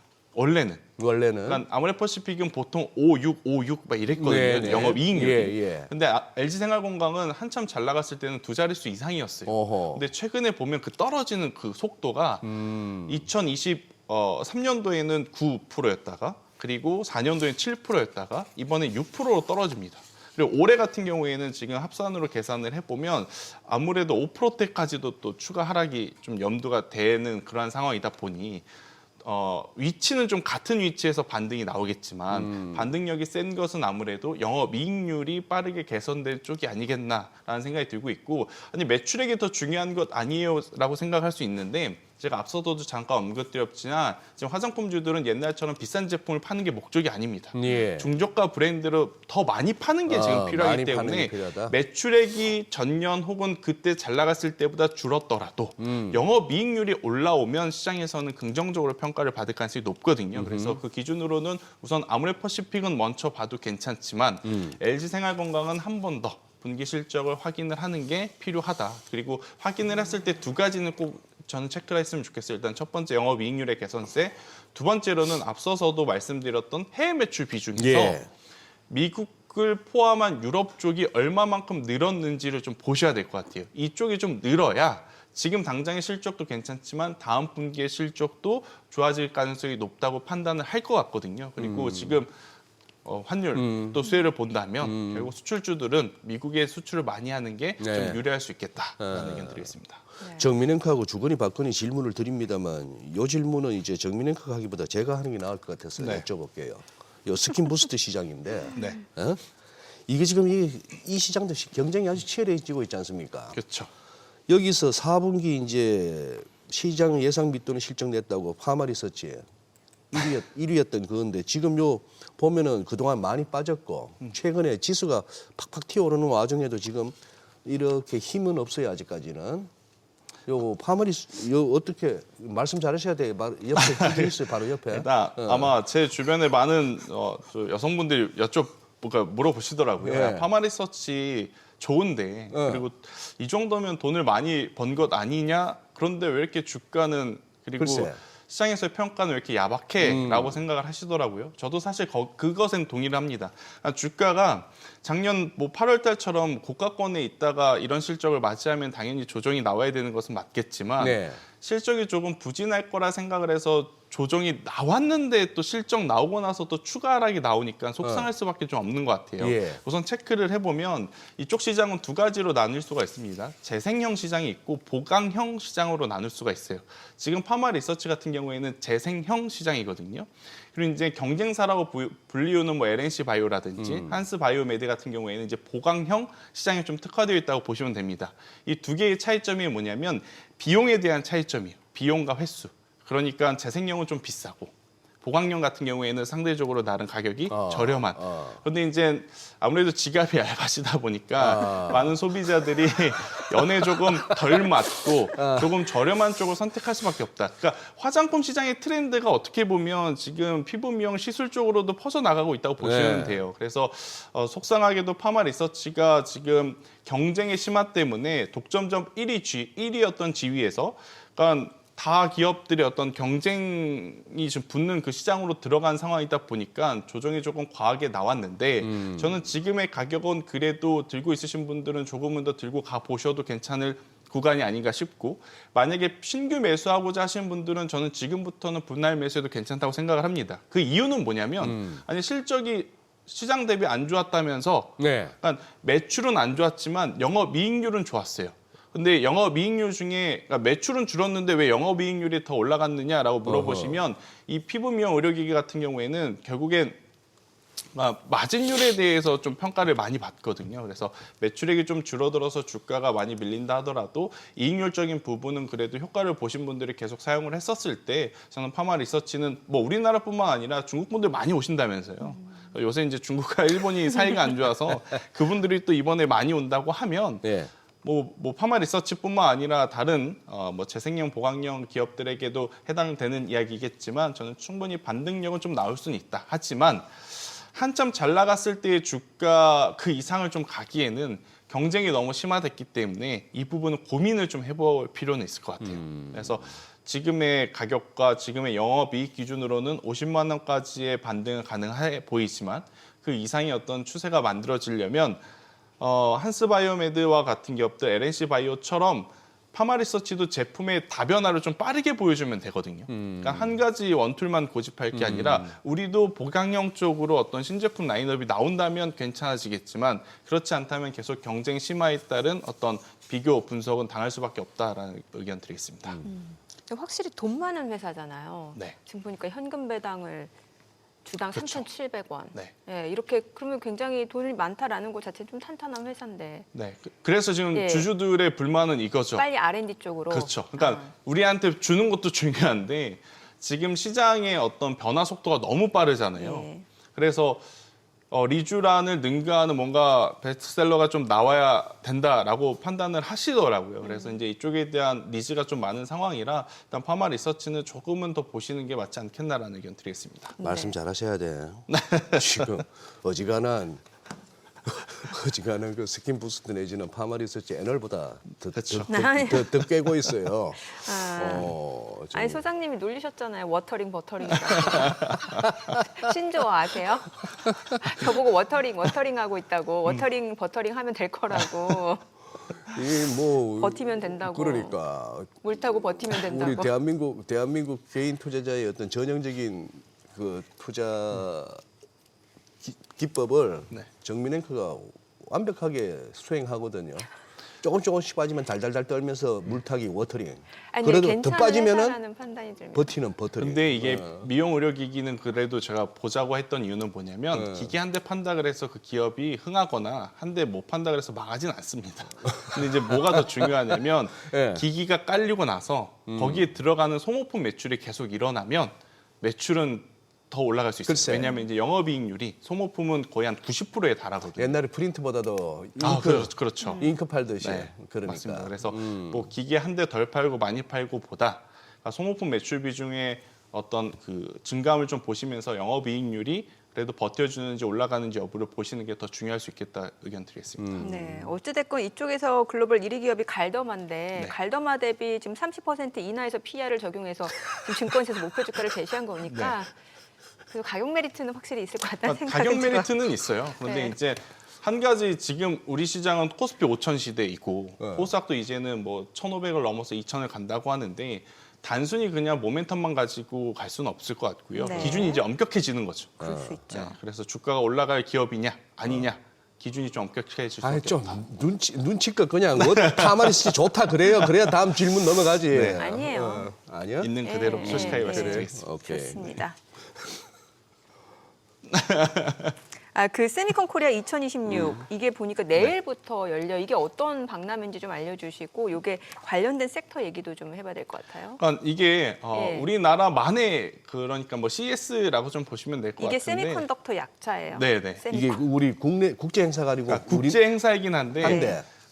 다들 이제 엔비디아, 인텔보다는 지금 삼성전자, SK하이닉스가 여기서 어떤 이야기를 할지에 대한 어떤 궁금증들이 더 많은 상황이라서 저는 우리나라 반도체 기업들이 뭐 기술력을 좀 선보이는, 그런데 이제 1월 달에 우리가 그 행사들을 이미 다 겪어왔기 때문에 사실 매년 2월 달에 하는 이 행사에 그렇게 시선이 막 쏠렸던 상황은 아니었어요. 네. 그런데 이제 중요한 포인트는 뭐냐면 이번에 삼성전자, SK하이닉스가 어떻게 보면 마이크론이 지금 빠진 상태에서 HBM4를 다 가져가게 되었지 않습니까? 근데 여기서 이제 나오는 뭐 향후 미래 기술 지향적인 부분에 대한 포인트들, 뭐 로봇이면 로봇, 아니면 이제 로봇을 넘어서 뭐 발열을 잡기 위한 데이터 센터 관련 기술, 이런 것에 조금 더 집중해서 좀 보시는 게 맞을 것 같아서 요 이슈는 너무 그냥 뭐 심각하게 받아들이시는 네. 것보다는 그냥 수급적으로 그냥 변화의 어떤 움직임만 좀 체크를 하시면 될 것 같다라는 의견 드려보도록 하겠습니다. 예, 레미콘이 아니고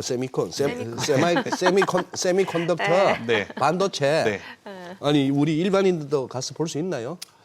그거는 제가 확인을 못 해봤습니다. 저도 그래요? 이거는 한 번도 참여를 안 해봐서. 요 전력기기 쪽도 한번 봐주세요. 네. 뭐 HD 현대일렉트릭, 뭐 LS 일렉트릭, 효성중공업 우리 개인들 관심이 많으시잖아요. 네. 네. H현대 일렉트릭이 그런데 어떻게 보면 네. 처세를 잘한다는 표현이 맞을지 모르겠지만 예. 참 지혜롭게 나가고 있는 것 같아요. 예. 왜냐하면 주가가 지금 2년 동안 거의 쉬지 않고 올라온 상황에서 글쎄. 나 잘한다 하다가 못하면 그게 좀 타격이 크잖아요. 예. 항상 몸을 좀 사리는 듯 하다가 이렇게 괜찮은 실적을 좀 보이다 보니 결국 믿고 베팅할 수 있는 쪽은 HD현대 일렉트릭 혹은 전력기기가 아니냐라는 평가가 또 이어지고 있는 상황이고요. 더 중요한 건 지금 테크 기업들이 계속 에너지에 대한 이야기를 하고 있다는 겁니다.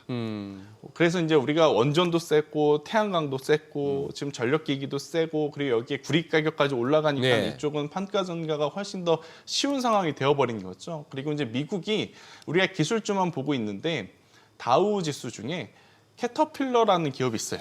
건설기계 쪽. 아하. 이쪽의 주가도 엄청나게 올랐습니다. 아니 굴삭기 파는 기업이 왜 글쎄. 올라 생각을 했더니 네. 이쪽이 또 우리가 전력기기 가져가면 전력기기를 또 세우는 인프라 일을 하더라고요. 그러니까. 그런 기업들이 지금 그렇게 배당도 많이 주고 신고가 영향을 보여준다는 것 자체가 우리나라 전력기기주들은 조금은 더 올라갈 수 있는 룸 자체가 아직 남아있다라는 것을 좀 의미하기 때문에 이쪽에 대해서는 사실 속도에 대한 욕심만 좀 내려놓으시면 가져가시는 데는 크게 부담 없다라는 의견을 좀 드리겠습니다. 아우 진짜 캐터필러 많이 올랐네요. 아, 많이 올랐습니다. 놀랍다 진짜. 예. 작년에 저 뭐야 트럼프 대통령 뭐 관세 어쩌고 저쩌고 할 때 그때 한 260, 270불 네. 어라운드 하던 게 지금 740불 아, 많이 올랐습니다. 올라섰으니까 테크주 못지 않습니다. 이거 뭐 M7 칼 게 아니네. 이런 캐터필러 같은 게 올라가 버렸네. 와. 이거 저 그거 뭐 굴삭기, 그렇죠. 포크레인 이런 네, 거 맞아요. 아니에요? 중장비 네. 업체. 맞습니다. 그럼 우리는 뭐 하다못해 두산중공업이나 대동 같은 거라도 좀 그래서 믿어서라도 어제 하잖아. 예. HD 현대 건설기계를 조금 HD 건설기계가 좀 기대를 했는데 아, 우리나라는 또 우리나라 장의 우리나라는 어떤 룰이 있는 것 같더라고요. 그래요? 일단 우리나라는 우선 반도체를 좀 먼저 체크를 하고 있는 것 같습니다. 그래요.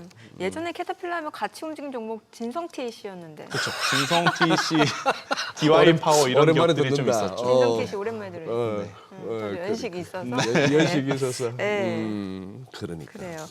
자, 그리고 이제 뭐 지금 전력도 말씀을 주셨고 태양광 앞서 저희 좀 간단하게 얘기를 하긴 했는데 이제 네. 하나솔루션 같은 경우 최근에 보니까 외국인들도 수급까지 쏠리고 오늘은 이제 물론 차익 실현 물량이 좀 나오긴 합니다만 태양광 내수도 유독 하나솔루션만 이렇게 또 수급이 쏠리는 이유는 뭐라고 볼 수 있을까요? 하나솔루션이 지금 자회사 하나큐셀을 안고 있습니다. 네. 근데 하나큐셀이 최근에 LG 에너지솔루션과 6기가와트의 ESS 에너지 저장 장치 수주 이야기를 했죠.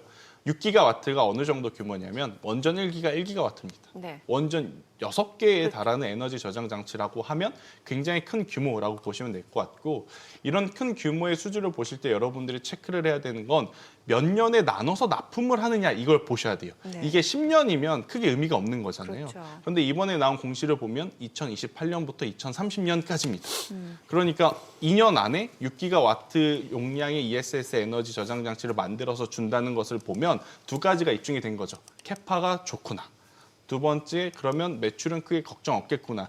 이게 깔려 있는 상태에서 일론 머스크의 입을 통해서 태양광 이야기가 나오니까 이제 우리나라 관련 기업들이 이제 움직이는데 지금 태양광주들의 힘이 얼마만큼 세냐면 아마 어제 오늘 페인트 종목군들 왜 올라? 이렇게 페인트. 생각하시는 분들이 있을 거예요. 예. 사마 페인트, 노루 페인트 네. 이런 기업들. 예. 저도 이게 스터디를 해보니까 태양광 패널이 약 45도로 기울어져 있지 않습니까? 그리고 나서 태양을 받는데 기존에는 그게 그냥 열이 내려오는 걸 받는 모듈이었다 그래요. 근데 요새는 그 모듈을 통과해서 바닥을 반사해서 다시 올라오는 열까지 그 에너지 저장 장치가 흡수할 수 있다 보니까 그 바닥에 칠하는 페인트 관련 주들까지도 움직인다고 합니다. 아니 지금 사마 페인트가 상한가인데요. 상한가예요. 예. 네, 그래서 제가 말씀을 드리는 겁니다. 근데 이쪽은 제가 설명을 드리면서도 저도 좀 웃음이 나오는데 그 반사되는 그 네, 소재 페인트. 복사열 때문에. 네, 그래서 일단은 기본적으로 스텔스 도료라고 해서 방산에 어떤 좀 들어가는 도료에 대한 사용량도 많아졌던 상황에서 지금 태양광 건물 일체형이라든지 양면형 도료라고 하더라고요. 네. 반사형으로 만드는 게 이쪽 수요가 지금 늘어나고 있다는 게 팩트라고 보시면 됩니다. 이건 테마라고도 볼 수는 없겠네요. 확실히 어쨌건 근데 직접적으로 잘 모르겠습니다. 네, 움직임이 그렇죠. 네, 움직임. 그렇죠. 네. 왜냐하면 모듈은 갈아 끼워야 되거든요. 네. 근데 이게 페인트를 몇 년에 한 번 또 다시 칠해야 되는지 저도 감이 안 와서. 그렇죠. 벗겨지면 얼마에 한 번씩 그러니까요. 칠해야 되는지. 예. 아니 아직 우리 시간 있나요?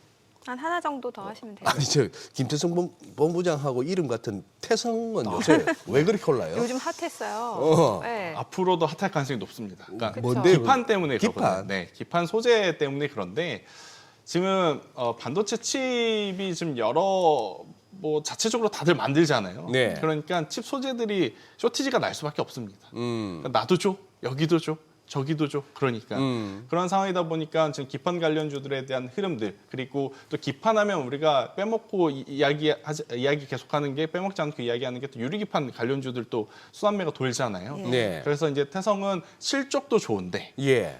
모멘텀이라든지 테마까지도 지금 얹어서 움직일 수 있어서 아마 많은 투자자분들이 사실 지금은 기세 싸움입니다. 그래서 8만 원까지 올라왔기 때문에 아마 10만 원까지는 좀 보고 계시지 않을까라는 의견. 하지만 저는 지금 이쪽을 쫓아가시기보단 이건 저만의 투자 아이디어인데 코스닥 쪽에 시가총액 5천억 미만 중 24년도 대비 25년도 매출액이 좀 늘어난 반도체 소부장주들 한번 보시면 좋을 것 같아요. 그러니까 시가총액 5천억 미만이면 1,000원짜리, 2,000원짜리 주식을 이야기하는 거 아니냐라고 생각을 하실 수 있는데 여러분들이 찾아보시면 공통적으로 주당 가격이 15,000원, 17,000원 됩니다.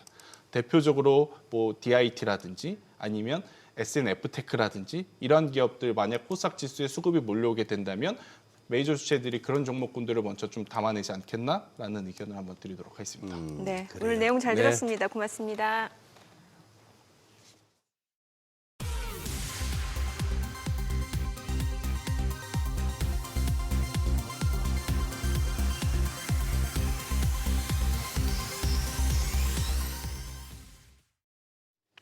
저 내일부터 파란색 의상을 입으면 안 될 것 같아요. 뭔가 시장이 약간 에너지가 약한 게 제 탓인 것 같아서.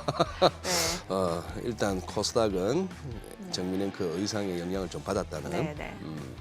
그리고 우리 또 애청자분이 또 살짝 질타를 해주시네.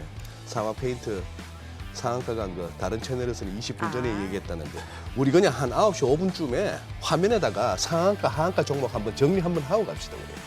저희요? 뭐 상승률 상위 종목? 근데 그렇게. 이게 잘못해서 이제 투자하라는 걸로 해석이 될까 봐 저희는 사실 그런 부분은 좀 지양하고 있는 편입니다. 지양. 예. 네.